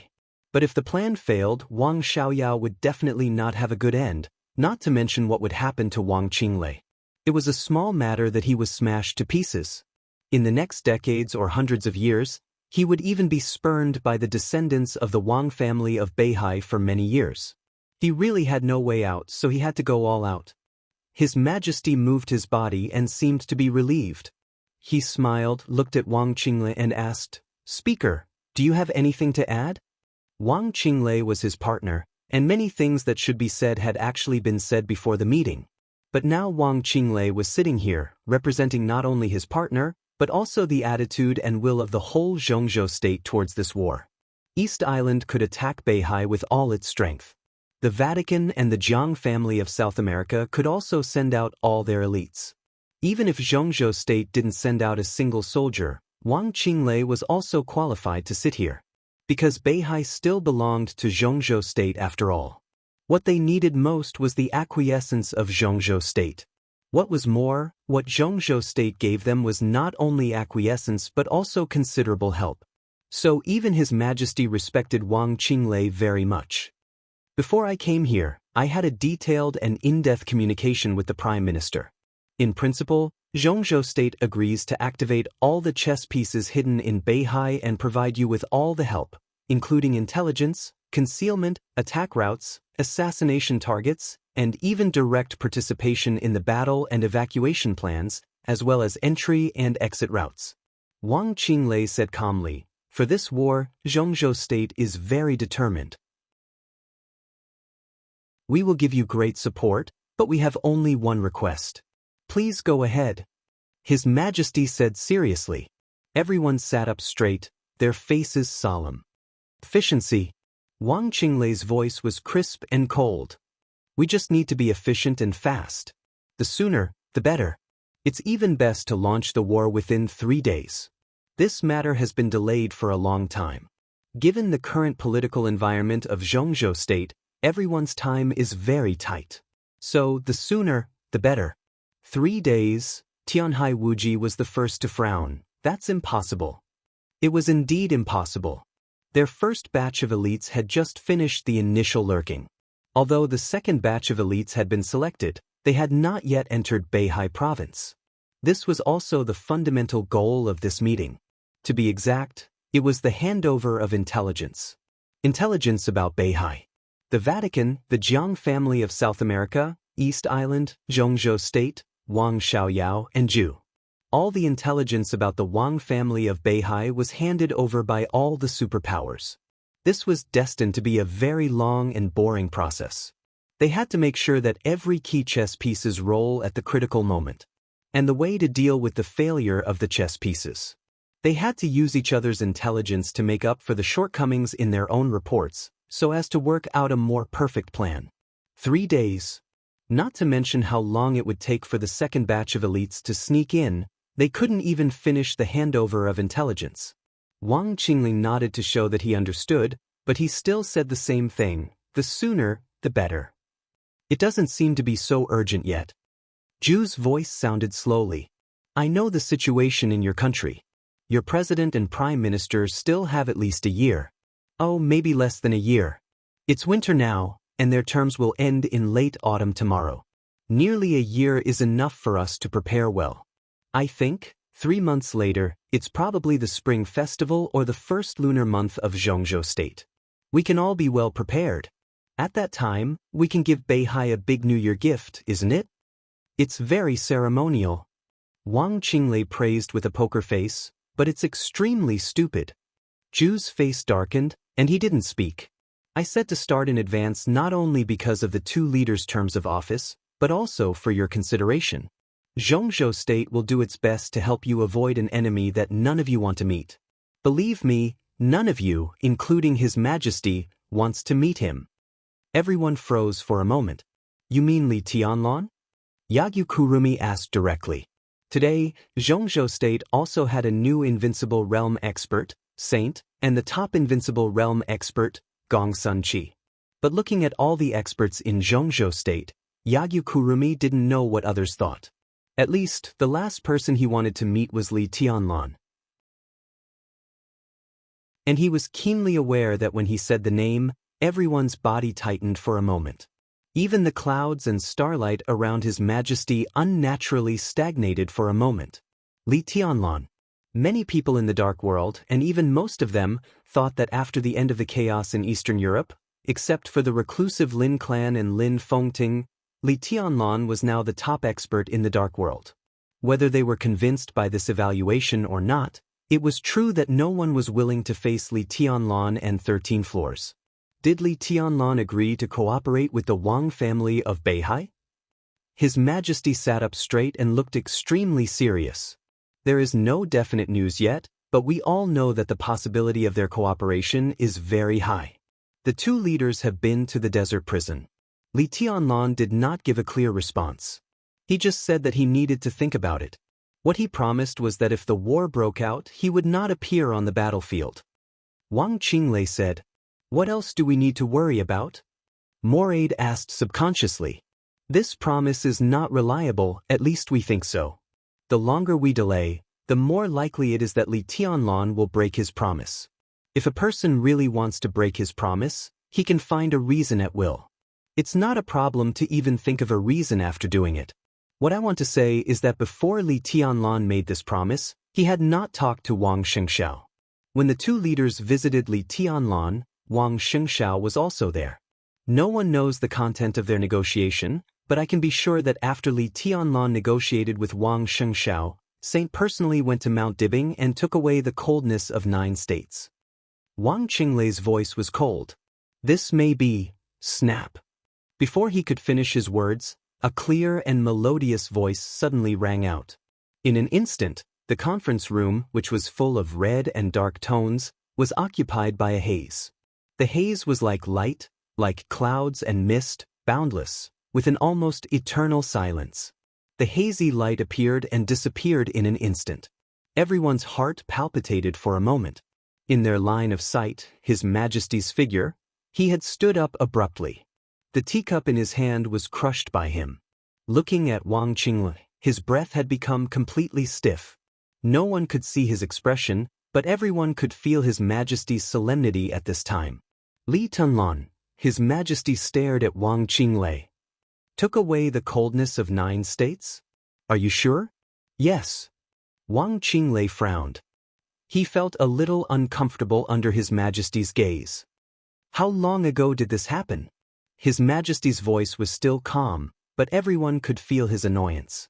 This matter was not a secret to Wang Qinglei, but it was ridiculous that they didn't know it until now. More than a month, nearly 2 months ago. Wang Qinglei replied. His Majesty suddenly raised his hand and pointed at Wang Qinglei, then put it down hard. He stood where he was and was silent for a long time. Then he took a deep breath and smiled. Fortunately, it's not too late. I don't understand what you mean. Wang Qinglei said slowly. That's because you don't know what the 13th floor is. His Majesty said heavily and suddenly said, I agree with Zhongzhou State's plan. Everyone, we don't have enough time. 1 month. I hope that within a month, we can start a war that can destroy Mount Dibing in Beihai. It can't be more than 50 days at most. Otherwise, we may encounter big trouble, real big trouble. What trouble? Li Tianlan alone fights against all of us? Zhu sneered. It's not Li Tianlan. His Majesty said slowly, it's Li Tianlan and the 13th floor. So, we must speed up all actions at all costs. Before His Majesty's voice faded away, his cell phone suddenly rang. Wang Qinglei subconsciously looked at the number, and his face changed slightly. He subconsciously picked it up and whispered, Prime Minister. Everyone was stunned at the same time. They looked at Wang Qinglei and didn't speak. What? No one could hear clearly what the Prime Minister of Zhongzhou State said on the phone. But suddenly, Wang Qinglei's face changed dramatically, and he stood up all at once.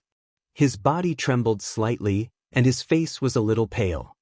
His Majesty looked at this scene, and his heart suddenly sank. Wang Qinglei held the table with one hand and tried his best to hold the phone with the other. Chen Fangqing was still talking on the phone. Wang Qinglei's body gradually became stable. However, his face was still somewhat pale, and there was undisguised fear on his face. Okay, I understand. Wang Qinglei said slowly and silently put down the phone. What's the matter? His Majesty asked, pretending to be calm. Wang Qinglei glanced at everyone and didn't know what to say for a moment.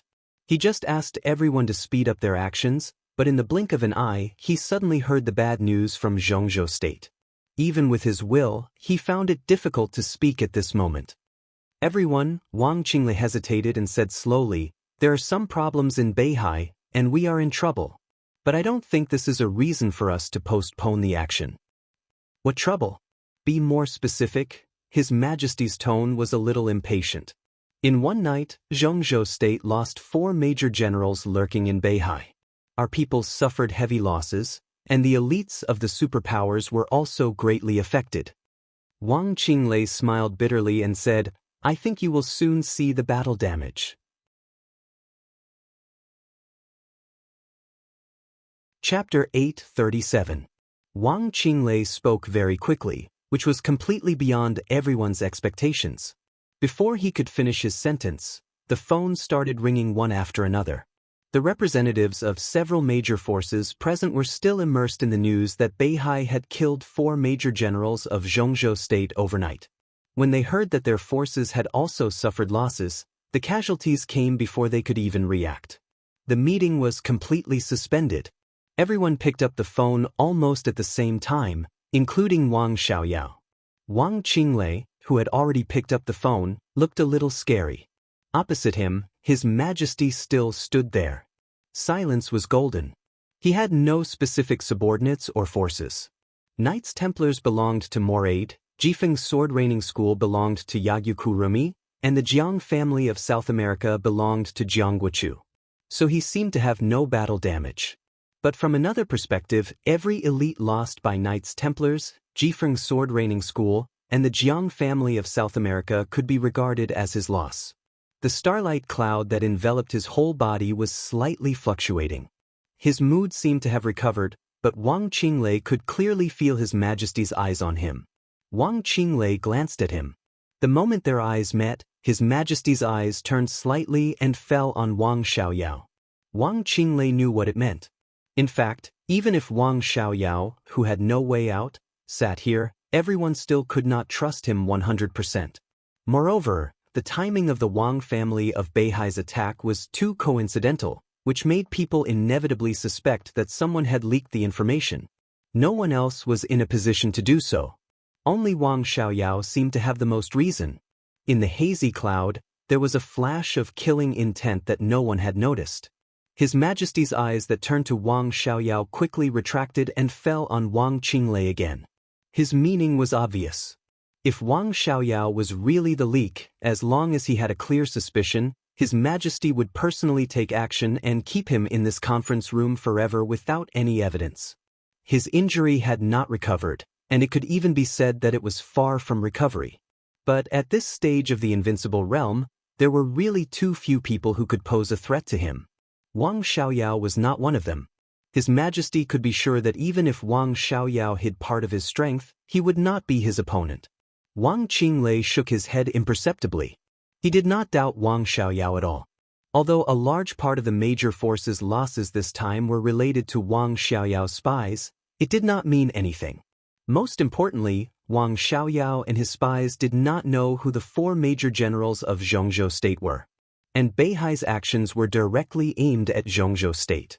There was something wrong in Zhongzhou state. Or in other words, some inexplicable problems that no one knew. Bastard!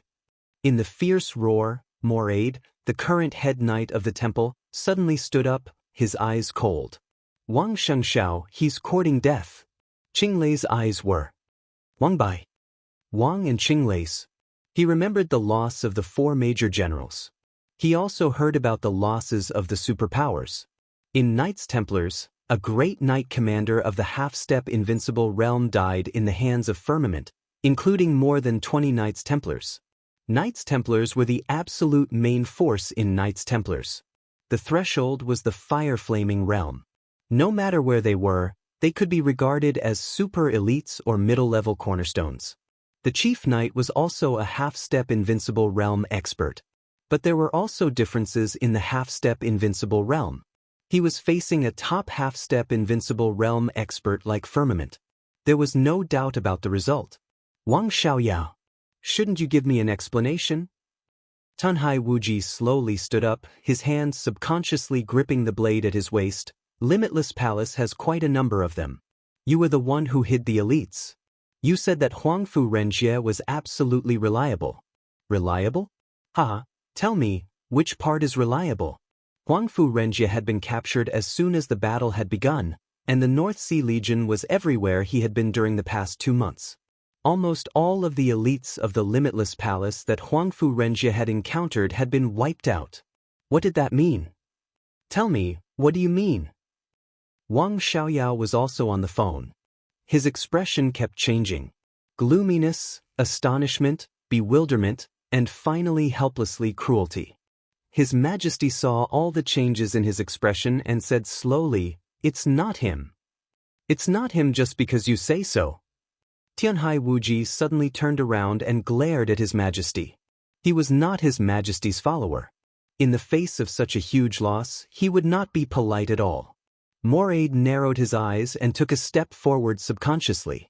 He had always claimed to be the loyal dog at His Majesty's feet, loyal and devoted, and would not allow anyone to offend His Majesty.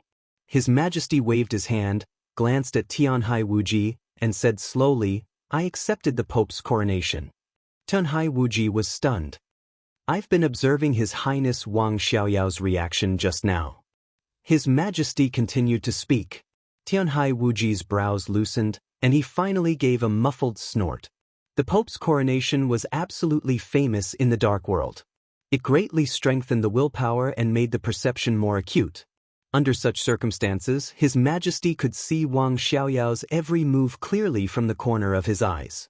At that moment, Wang Xiaoyao's reaction was exactly the same as that of the other superpowers. This couldn't be something that could be achieved by so-called acting skills.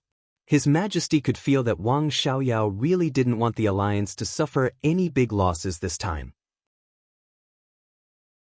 Wang Xiaoyao raised his head and looked at His Majesty, who had spoken out to protect him. After a long time, he moved and said with a faint smile, "Should I thank you for saving my life? Tut, there are so many invincible realm experts. If they think it's me, I'm afraid I won't be able to leave today." "Your Highness, you're too kind." His Majesty chuckled.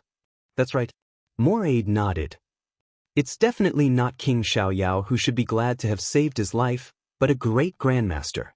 His eyes were cold as he looked at Tianhai Wuji. "I can understand your feelings, but you must apologize for your rudeness to His Majesty just now. You've gone too far."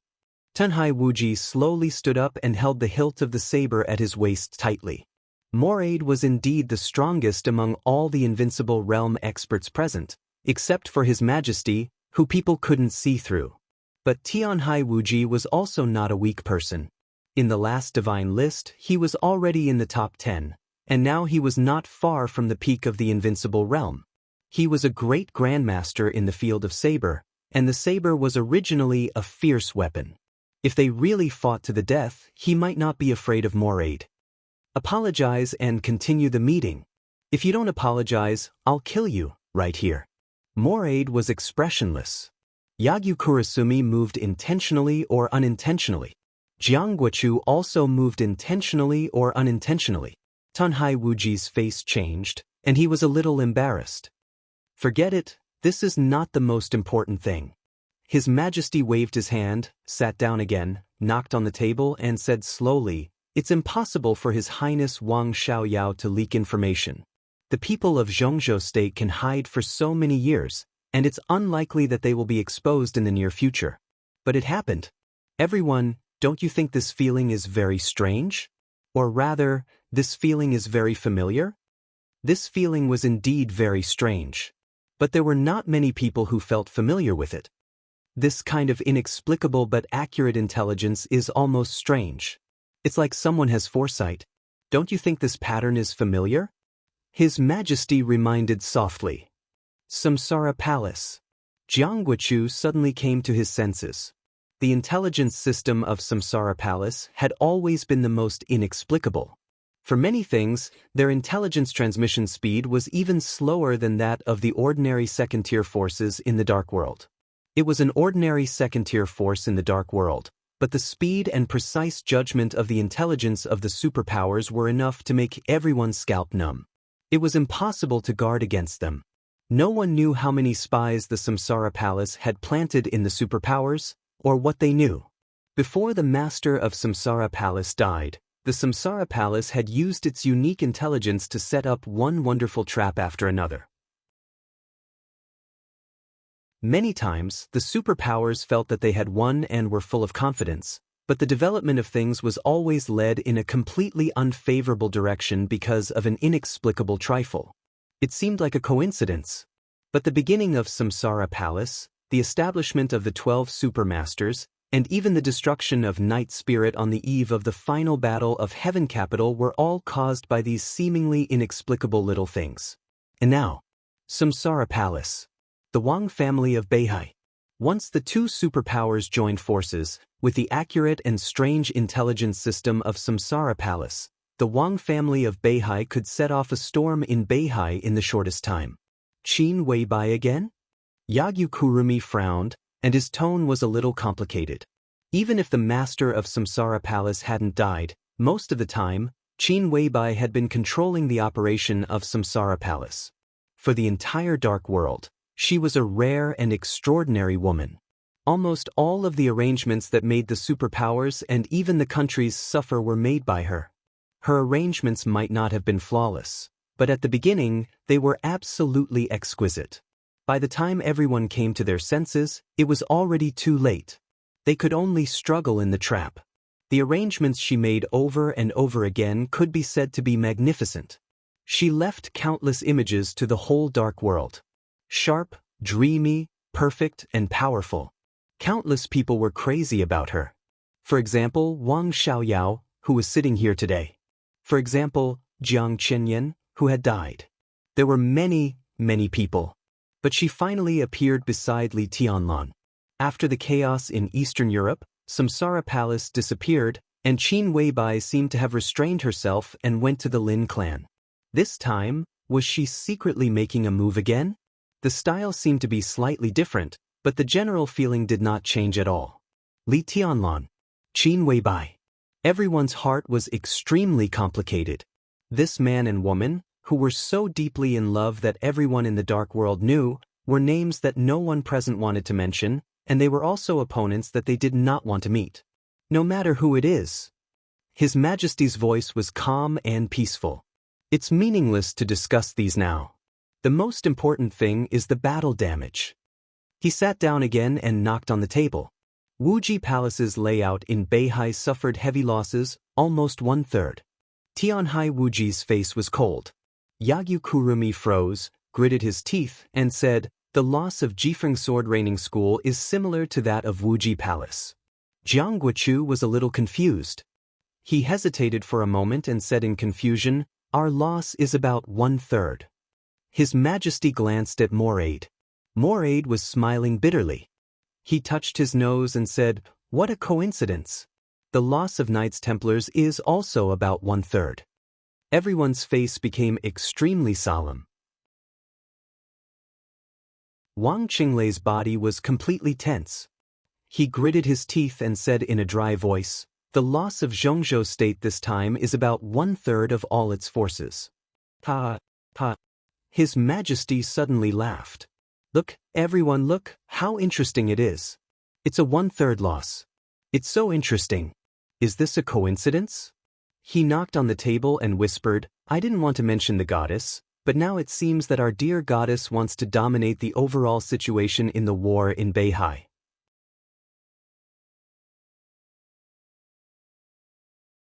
Chapter 838. The quality of the elites sent by the superpowers to Beihai was top-notch, but in terms of quantity, there were not many of them. In particular, they only sent the first batch of elites into Beihai. The loss of this group of people would make the superpowers distressed, but it was not a serious blow. 1/3 of the first batch of elites was lost. This loss was not something they could not accept. But at this critical point where the war was about to be launched, the 1/3 loss meant a lot of things. Everyone wanted to be fast. They all wanted to launch a general attack on the Wang family of Beihai as soon as possible. But this 1/3 loss was tantamount to a knife slashing at their vitals. The importance of the first batch of elites from the superpowers to enter Beihai was self-evident. Their combat mission was even secondary. They had to integrate into Beihai as much as possible, gather intelligence, confirm the authenticity of the intelligence, make combat plans, choose assassination targets, retreat plans, and how to use the resources they had obtained to fight for more benefits when they succeeded. The first batch of elites had to have an expectation for everything. At the moment, the superpowers were indeed forming an alliance.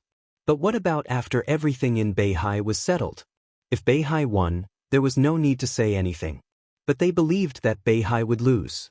If North Sea was bound to lose, Zhongzhou would have to take away a large portion of North Sea's huge profits. But even if it was just a small portion, It would be enough to strengthen the foundations of the various superpowers. Moreover, they could cooperate with Xianxia now. But after they won, they might dare to become enemies with Xianxia.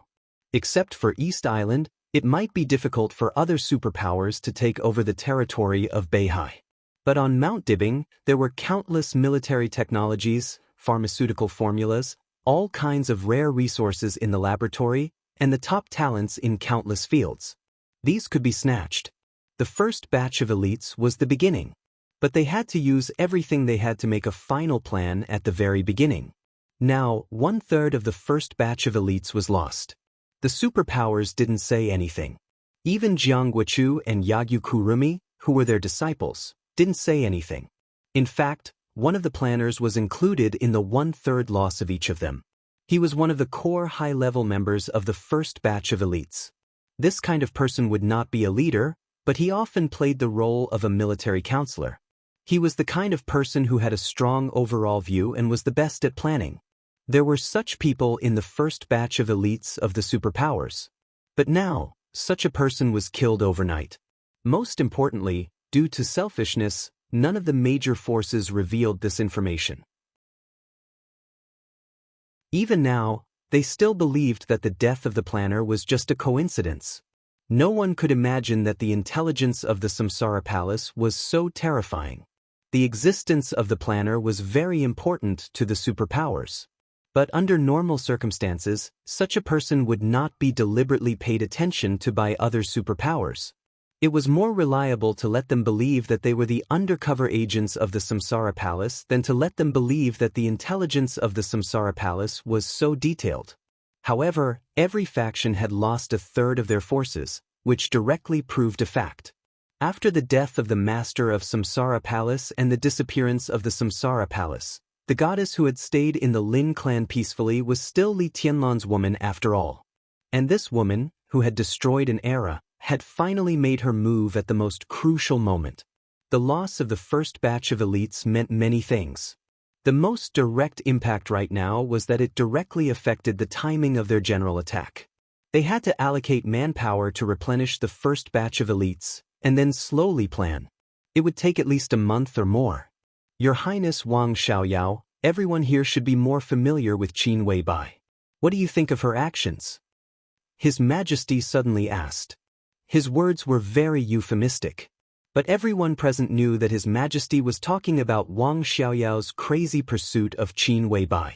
From the first time Wang Xiaoyao saw Qin Weibai to the time Qin Weibai became Li Tianlan's woman, Wang Xiaoyao had pursued Qin Weibai for many years. Qin Weibai never gave him any chance.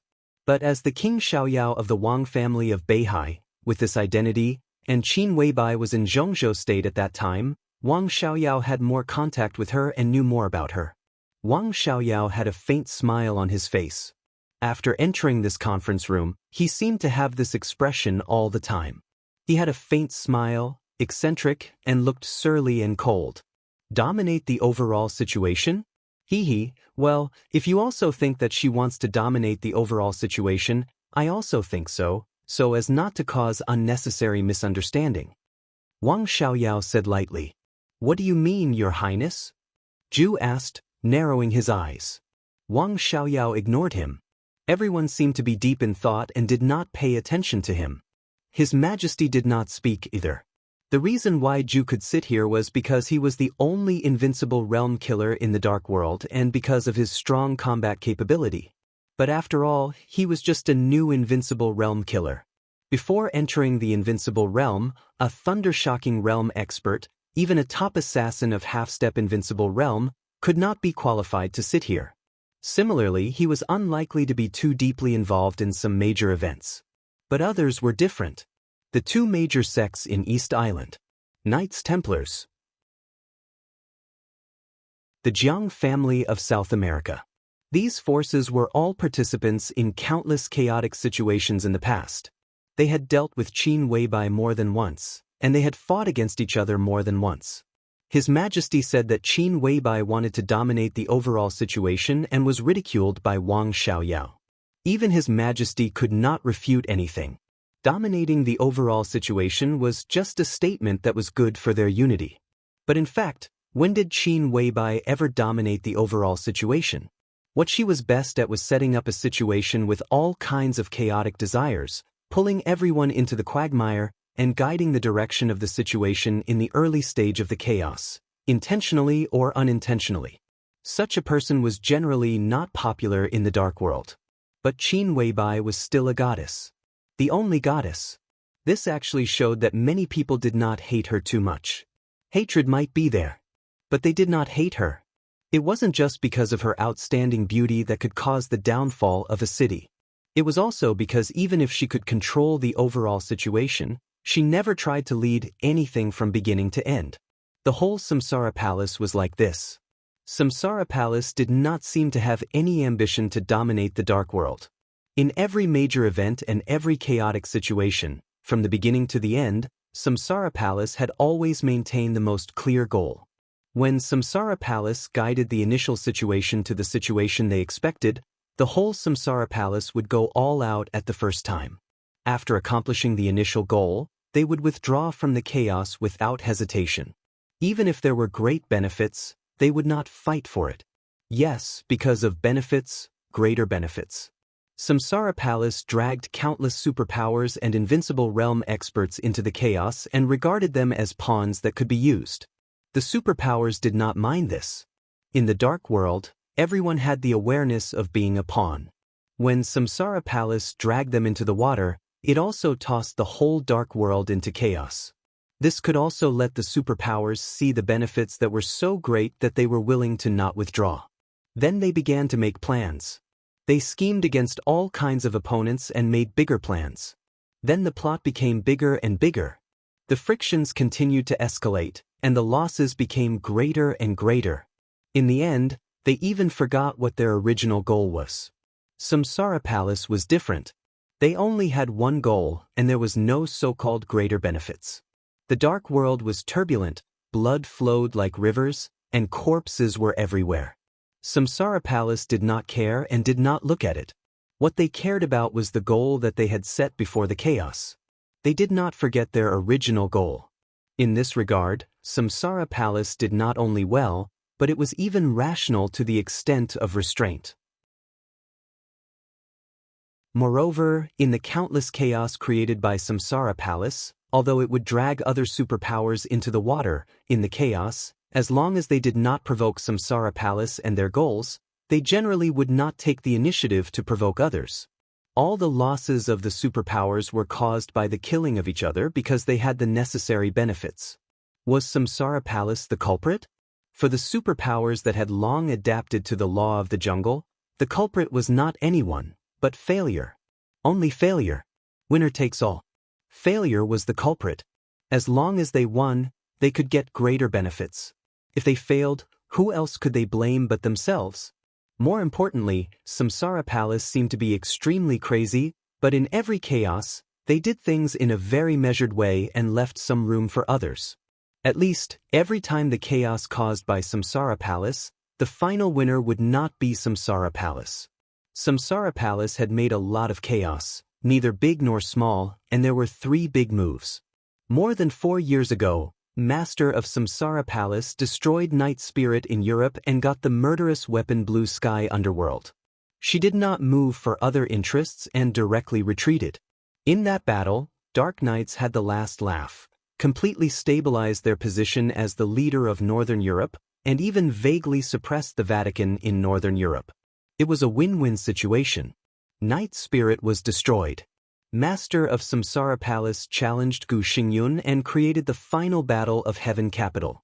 The rise of the Purgatory of Heaven Capital was a win-win situation for Samsara Palace and the Purgatory of Heaven Capital. Li Tianlan came back from the dead and completed his martial arts. Zhongzhou State also put down its guard because of the weakness of East Island. In the final battle of Heaven Capital, Samsara Palace was not the only one who gained something. The chaos in Eastern Europe seemed to be the most tragic. Most of the power of Samsara Palace was used on the Wang family of Beihai. Let Beihai fall into hell forever. The whole of Mormons became an empty city in the absolute domain. Countless elites were buried in foreign lands. The sword that crossed Mormons was so decisive. But even so, in the chaos in Eastern Europe, Samsara Palace made Li Tianlan the biggest beneficiary and still did not block all the ways for the Wang family of Beihai to take over Snow Country. It was just that Snow Country benefited Wang Xiaoyao in the end. This was Samsara Palace. Samsara Palace was so dedicated to its goal that it did almost everything. Such a force and such a goddess might make other forces feel as if they were facing a formidable enemy. But there were not many feelings of disgust. Because this was the Dark World. His Majesty said that the goddess wanted to dominate the overall situation, which meant that she wanted all forces to stand on the opposite side of Qin Weibai. But after understanding Qin Weibai's behavior pattern, everyone was thinking about whether they could become the second winner in this battle. Because of the goddess's style of doing things, there was always room for leeway, or she was too focused to care about other things. But no matter what, there was always room for leeway. His Majesty squinted at the major forces with their own thoughts, shook his head subconsciously, and suddenly changed the topic. Why did Beihai suddenly attack Zhongzhou State? This is tantamount to a declaration of war, the kind that will not stop until one side is dead. Wang Xianxia will not be so brainless or irrational. The leaders of the major forces who were thinking were stunned and looked at Wang Qinglei at the same time. His Majesty's question was also the key. If Zhongzhou State did nothing, how could Mount Dibing, which had been enduring, go crazy? Wang Qinglei's face was gloomy, but in the face of these collaborators, he had to give an explanation. Because of the termination plan. His voice was a little hoarse. What is the termination plan? His Majesty was a little puzzled. The Prime Minister personally launched the termination plan. He secretly searched for Wang Yuetong in the entire territory of Zhongzhou State, including Beihai Province, and killed her at all costs. Wang Qinglei said softly. He paused, looked at everyone's changed faces and had to explain, because if we guessed correctly, in the negotiation between Wang Xingxiao and Li Tianlan, Wang Yuetong is likely to become the next patriarch of the Wang family of Beihai. So the plan didn't succeed, but Wang Xingxiao knew it? His Majesty's tone was relieved, as if he had completely understood. Wang Qinglei did not speak. The result was already obvious. Stupid teammates, Jiang Guochu said with a smile. His voice was soft. It's so stupid. Tianhai Wuji snorted heavily. It does look like this. Wang Qinglei nodded. But have you thought about it? If the termination plan succeeds, how likely is it that Li Tianlan and Beihai will work together? Even if Wang Yuetong is dead, the possibility of their cooperation still exists, but it will be much smaller. But it doesn't matter. The Dark World always talks about results, so this termination plan of Zhongzhou State is really stupid and hopeless. But it doesn't matter. What matters is that I really want to know how your Prime Minister is going to make up for such a serious mistake. It sounds like Zhongzhou State wants to cut off the connection between Li Tianlan and Beihai? Moraid lit a cigarette and said with a smile, but now, if Li Tianlan knows about this, he will be more determined to cooperate with the Wang family of Beihai. It seems that his previous promise to Zhongzhou State can also be torn up, right? Li Tianlan won't know about this. Wang Qinglei said calmly. What? His Majesty was stunned and seemed to think it was a little ridiculous. I mean. Wang Qinglei's eyes swept across the audience, and he said word by word, Li Tianlan won't know about this. Regarding this war, the Prime Minister has obtained the highest authority. At this time, the army of Beijiang has begun to completely block the area within 100 miles of the desert prison. The land and air are all blocked. At the same time, we forcibly shut down all the communication signals of the desert prison. Gu Qianchuan, the first elder of Kunlun City and an expert of the Invincible Realm, will personally go to the desert prison. Now the desert prison is like an isolated island. No one can get close to the desert prison and no one can leave. No news can be passed in. Everyone's heart trembled. Zhongzhou State's response was so resolute and fierce. Obviously, the Prime Minister had decided to fight, even if it meant offending Li Tianlan to death. Your blockade? His Majesty took a deep breath and said, how long do you think it can be blocked? So be quick. Wang Qinglei said calmly, "We must solve Mount Dibbing as soon as possible. At that time, without the help of Mount Dibbing, Li Tianlan will be easy to solve." "You can block the desert prison, but can you block Tianan?" "Li Tianlan doesn't know about it, but it doesn't mean that Emperor Dong's palace doesn't know about it." Jiang Guichu shook his head. "So what if Emperor Dong's palace knows about it? Without Li Tianlan's order, what can they do? And even if they really dare to appear on the battlefield, Emperor Dong's palace without Li Tianlan is nothing to be afraid of." His Majesty nodded subconsciously and then shook his head. "Emperor Dong's palace without Li Tianlan is nothing to be afraid of?" Yagyu Kurasumi said indifferently, "What did Saint Wei Kunlun say? What did Situ Tsungyue of Sai City say? What did the Dongqing clan say? These are not the questions you should consider." Wang Qinglei said seriously, "Zhongzhou State can guarantee that when the war breaks out, neither Wei Kunlun nor Situ Tsungyue will appear on the battlefield. As for the Dark Knights of Northern Europe, I can also guarantee that the woman Flaming Fire will not appear on that battlefield." His Majesty took over and said calmly, "This was their initial deal. Flaming Fire, Saint, and Hidden God. They could be said to be Li Tianlan's greatest help now. Since the desert prison was blocked, Zhongzhou State could not let anyone close to Li Tianlan participate in the war. Saint and Hidden God would be solved by Zhongzhou State. As for the Dark Knights of Northern Europe, the Vatican and the Jiang family of South America would naturally allocate a part of their strength to contain the Dark Knights in Northern Europe." Wang Qinglei glanced at Zhu and continued, "Zhongzhou State will block the desert prison with all its strength and isolate Li Tianlan. Although we have done something wrong, we also have enough compensation, as long as you act fast enough." In addition, Zhongzhou State has decided to launch the termination plan with all its strength. "Before the war breaks out, I hope Your Highness can go back to Zhongzhou State with me." "No problem. If there is news of Wang Yuetong, I will take action." Zhu laughed in a low voice, "But I have a request." Wang Xiaoyao lowered his head. Wang Qinglei took a deep breath and said calmly, "Go ahead. After finding Wang Yuetong, let me play with her for a few days. The little princess of the Wang family of Beihai, a woman of the chosen one. I haven't tasted her yet. And you promised me Tangshi before. Oh, if she can be with Wang Yuetong. Rest assured, I will let such a superb woman die in despair. Deal." It seemed that Wang Qinglei did not want to hear him continue. He interrupted his laughter with a straight face and said straightforwardly. His Majesty glanced at Wang Xiaoyao playfully.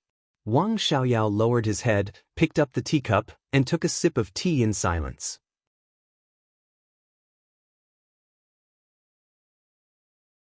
Chapter 839. The long night was coming to an end. A hazy light shone on the huge field. Neat and clear slogans could be faintly heard from afar, getting further and further away, and finally becoming indistinct. A biting cold wind blew through the morning where day and night intertwined. The scarlet flag in front of the small building fluttered wildly. The old man, whose hair was already white but was still burly and looked extremely fierce, listened to the slogans from afar and stared at the flag in front of him, his expression incomparably solemn. He had been standing here for nearly half an hour. Countless expressions flashed across his face: hesitation, anger, hesitation, fear, determination, helplessness, doubt. All sorts of emotions. Even though half an hour had already passed, his expression was still constantly changing. Light footsteps sounded behind him. A charming young woman who looked to be around 30 years old walked into the study. She was wearing pajamas, but it was a rare tight-fitting style. It was not as loose and comfortable as normal pajamas, but the tight-fitting pajamas completely outlined her figure. Curvaceous and charming, this was a woman who seemed to be filled with temptation from head to toe. Intentionally or unintentionally, she vividly displayed all kinds of charm. The tall and mighty old man did not notice the young woman coming in. He was still frowning, hesitating about something. "What's wrong?" The young woman spoke softly, a pair of arms hugging the old man's waist from behind, her voice charming and languid. "Just now, it was a call from the Prime Minister." The old man spoke in a low voice. "Ah. the young woman exclaimed, her charming face rubbing against the old man's back. She giggled and said, "The Prime Minister personally called you. Is it because you're going to be promoted? To Yuzhou? Or the Southeast?" "Nonsense, you're just thinking about my promotion." The old man turned around and laughed softly, pinching the young woman's face dotingly. The old man stroked the woman's hair, not saying anything. The two of them were not so-called lovers. They were a proper married couple. In the northern borderline, the matter of the northern borderline military commander Huang Tong marrying a mistress had always been a legend in certain hidden circles. Pang Tong was already 56 years old this year. His wife used to be his secretary, and the two had been married for 3 years. 3 years ago, his wife was 25 years old, only 2 years older than Huang Tong's son. Their marriage had caused a lot of rumors. However, after a few years of marriage, the two seemed to be harmonious and sweet. Under the manipulation of some people, the mockery and ridicule had decreased a lot. Commander Huang really loved his wife very much. Thinking about the promotion she had been longing for, he narrowed his eyes and said softly, "But what you said isn't wrong. There is indeed a chance for a promotion." "Where to?" The young woman's eyes sparkled. "Yu Province, Southeast Province, Nanyue Province, or even the military headquarters?" The old man subconsciously opened his mouth, then immediately realized that there were some things that he shouldn't say. He shook his head and softly said, "Go back to sleep, I have something to deal with." The young woman blushed and stammered, You don't exercise anymore?" "I'll exercise again tonight." Huang Tong shook his head, put on his military uniform, and began to make a call. The young woman kissed him, then turned and walked out of the study. When she was about to leave the study, Huang Tong's dignified voice sounded from behind. "Ouyang, come to my office right now." The young woman's footsteps paused slightly, then she quickened her pace. From an angle that her husband couldn't see, her eyes were a little flickering. "Ouyang." There might be more than one person with the surname Ouyang in the entire Beijiang military region, but there was only one person who was qualified for Huang Tong to call in person. The commander of the 43rd Army of Zhongzhou State stationed in Beijiang, Major General Ouyang Peng. He was the well-deserved #1 expert in Beijiang of Zhongzhou State, and also a super soldier personally trained by Zhongzhou State. The young woman looked back at Huang Tong, smiled sweetly, and gently closed the door. Huang Tong wore a military uniform and sat in a chair. Through the window, he looked at the blurry scarlet flag outside, and his face became more and more solemn. Ouyang Pengfei flew fast. His main duty was to lead the 43rd Army of Zhongzhou State. But he still held the position of deputy commander of the Beijiang military region. His residence was not far from Huang Tong's, so they could be said to be neighbors. When he hurried into the study, Huang Tong had completely calmed down. He walked out from behind the desk, sat on the sofa, waved his hand casually, and said tiredly, "Sit down." Ouyang Pengfei sat opposite Huang Tong and was a little confused. "Commander?" "Yes." Huang Tong nodded lightly. The relationship between the two was extremely close, and they were both capable generals of the Prince Group. There was no need for too much courtesy between them. "The Prime Minister just talked to me on the phone. He asked you to come here to give you a message." "Go ahead." Ouyang Pengfei's expression suddenly became serious. A few hours ago, Wang Xingxiao, the patriarch of the Wang family of Beihai, launched a cleanup operation in Beihai. He personally issued an order that from today on, anyone who enters the border of Beihai without permission will be killed. All foreign combatants and intelligence personnel who don't belong to Beihai or even Mount Dibing are included in the cleanup scope. Before I spoke to the Prime Minister on the phone, 4 major generals of Zhongzhou State had died under Wang Xingxiao's order. Huang Tong said flatly. Ouyang Pengfei raised his eyebrows little by little. Smack! He slammed his palm on the sofa and said furiously, "Bastard! Beihai is the territory of Zhongzhou State. Our general can go anywhere in Zhongzhou State. Who gave him the courage to attack a general of Zhongzhou State? Just?" His voice was trembling with anger. In the end, he kept repeating, "Bastard, bastard." 4 major generals were killed in one night. Ouyang Pengfei himself was a major general of Zhongzhou state. Although he didn't know much about the 4 major generals who died in the line of duty, he also felt sorry for them when he heard the news. No matter what, the Wang family of Beihai was just a wealthy family in Zhongzhou state. What kind of behavior was it to publicly kill a general of Zhongzhou state? It's treason. Ouyang Pengfei said angrily, the Wang family of Beihai should be killed. Yes, but things have come to this point. The Prime Minister also made some mistakes. But it doesn't matter. What matters is that everything the Prime Minister has done is for the future of Zhongzhou state. Huang Tong said. Ouyang Pengfei nodded and said in a deep voice, I understand. Huang Tong glanced at him and hesitated again. Ouyang Pengfei was keenly aware of Huang Tong's hesitation. He smiled and seemed to understand something. Commander, if there's any military order, just say it. I'll obey any order. Do you need me to go to Beihai to fight? I have no problem. He was a top superior of the half-step invincible realm cultivated by Zhongzhou state. His real strength might not reach the level of the invincible realm, but it wasn't weak either. If they wanted to target Beihai, an expert like him would definitely be called up. Ouyang Pengfei's eyes were calm and fearless. Aren't you afraid of death? Huang Tong also laughed. Of course I am, but it's not a reason for me to retreat. Ouyang Pengfei said with a smile, I volunteer to fight. I hope Commander will allow me to go to Beihai to fight. Huang Tong shook his head. Your mission is not in Beihai, but here. Here? Ouyang Pengfei frowned. Beihai is crucial, but so is Li Tianlun. Huang Tong said. Ouyang Pengfei's face gradually changed, and he looked a little stiff.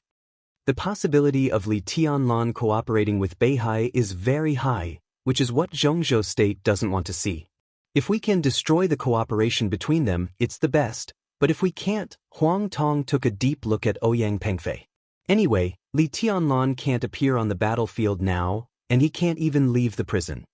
Ouyang Pengfei's smile disappeared, and it was almost invisible. His eyes were a little evasive. So, the Prime Minister's order for you is to lead all the members of the 43rd Division to block everything around the desert prison at all costs. No one is allowed to enter or leave. The Beijiang military region will transfer elites to fully cooperate with your blockade operation. Huang Tong looked at Ouyang Pengfei's eyes and said word by word. Ouyang Pengfei couldn't laugh at all. Block the desert prison. Block Li Tianlun. This task was like a huge stone. His heart continued to sink, so much so that he almost couldn't breathe. This is against Emperor Dong's palace and the one in the prison? Ouyang Pengfei's face was a little pale. Huang Tong didn't speak. His face was also a little pale. They were not afraid to offend the Wang family of Beihai at this time. But they really didn't want to offend Li Tianlun. Against the Wang family of Beihai, that was the action of Zhongzhou state. Countless forces were involved. They were mixed in, inconspicuous. Moreover, the Wang family of Beihai was more disciplined, so they would be relatively safe. But against Li Tianlun, they were in Beijiang. There would be a second force. Carrying out Chen Fangqing's order meant that they were the only force against Li Tianlun. Li Tianlun was not the Wang family of Beihai. He gave Zhongzhou state the impression that he was extremely crazy. Whether it was fighting against external forces or internal forces, he was extremely crazy and ruthless. The two tragedies of the Tang family and the Qi family in Yuzhou had fully explained what would happen if they angered Li Tianlun. At this time, in the face of this order, both Ouyang Pengfei and Huang Tong were a little scared. They really didn't dare to do it. But they had to do it. Huang Tong was very clear that Chen Fangqing had taken the lead in all the actions against the Wang family of Beihai. And in the shortest time, he got the support of most of the forces of the Prince Group. The Prince Group didn't have a good impression of the Southeast Group and the Wang family of Beihai. If there was a chance, they would not be polite. This was like a big gamble. The Prince Group thought they had enough chips and confidence to sit on the gambling table. Chen Fangqing might be thinking about the future of Zhongzhou state. But many people were also thinking about the future of the Prince Group. It was foreseeable that once the Wang family of Beihai was really defeated, even if the southeast group didn't fall apart, its vitality would be greatly damaged and it would become the weakest group today. This meant unimaginable benefits and right to speak.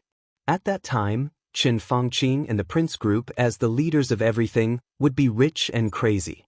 This kind of harvest was enough to make them the first group in Zhongzhou State, or even the only group. At present, targeting Beihai and blocking Li Tianlan was the will of the entire Prince Group. Huang Tong and Ouyang Pengfei couldn't refuse at all. Even if they didn't want to do it, they had to obey the order. They were all senior officers of Zhongzhou State. Disobedience was equivalent to desertion. The result would not be better than offending Li Tianlan. Pengfei, I know you're in a difficult position. To be honest, I'm the same. Huang Tong said softly, but we have no choice. Ouyang Pengfei smiled bitterly and didn't know what to say. Executed. Huang Tong handed him a cigarette, sighed, and said softly, as long as the blockade is successful, my position will be yours in the future. And I'm sure that this position will not be your end. The Prince Group also knew that blocking Li Tianlan would put Huang Tong and Ouyang Pengfei in a difficult position, so they promised huge benefits.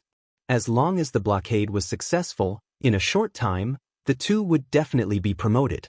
And this was not the end, just the beginning.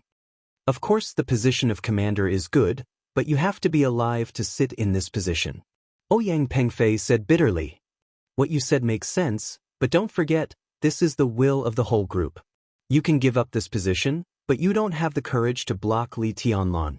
Do you have the courage to fight against the whole group? Ouyang Pengfei was silent for a long time, and then said softly, how long do I need to block the prison? The fastest is 1 month, the slowest is 3 months. Huang Tong took a drag on the cigarette. There should be a clear result in this period of time. Ouyang Pengfei scratched his hair irritably.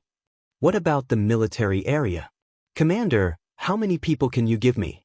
This time, Huang Tong didn't hesitate at all and said directly, you can take as many people as you need. All members of the 43rd Army will take action. In addition, you can name everything in the Beijiang military region, and I will cooperate. I only have one request. Completely block the desert prison. No one is allowed to enter or leave. Peng, remember, this is a war. We can only win, not lose. Ouyang Pengfei was silent for a long time, and then asked, what if someone breaks in? People from the Wang family of Beihai, or people from Emperor Dong's palace? Huang Tong looked at him expressionlessly and repeated again, remember, this is a war. At the same time he said this, outside the study, in the master bedroom not far from him, the charming young woman took off her pajamas, lay on the bed again, and took out her mobile phone. She hid under the quilt, composed a text message with a calm expression, and then completely deleted her edited text message. There was a desert in Beijiang. There were also snow mountains. The flying snow fell in Kunlun City.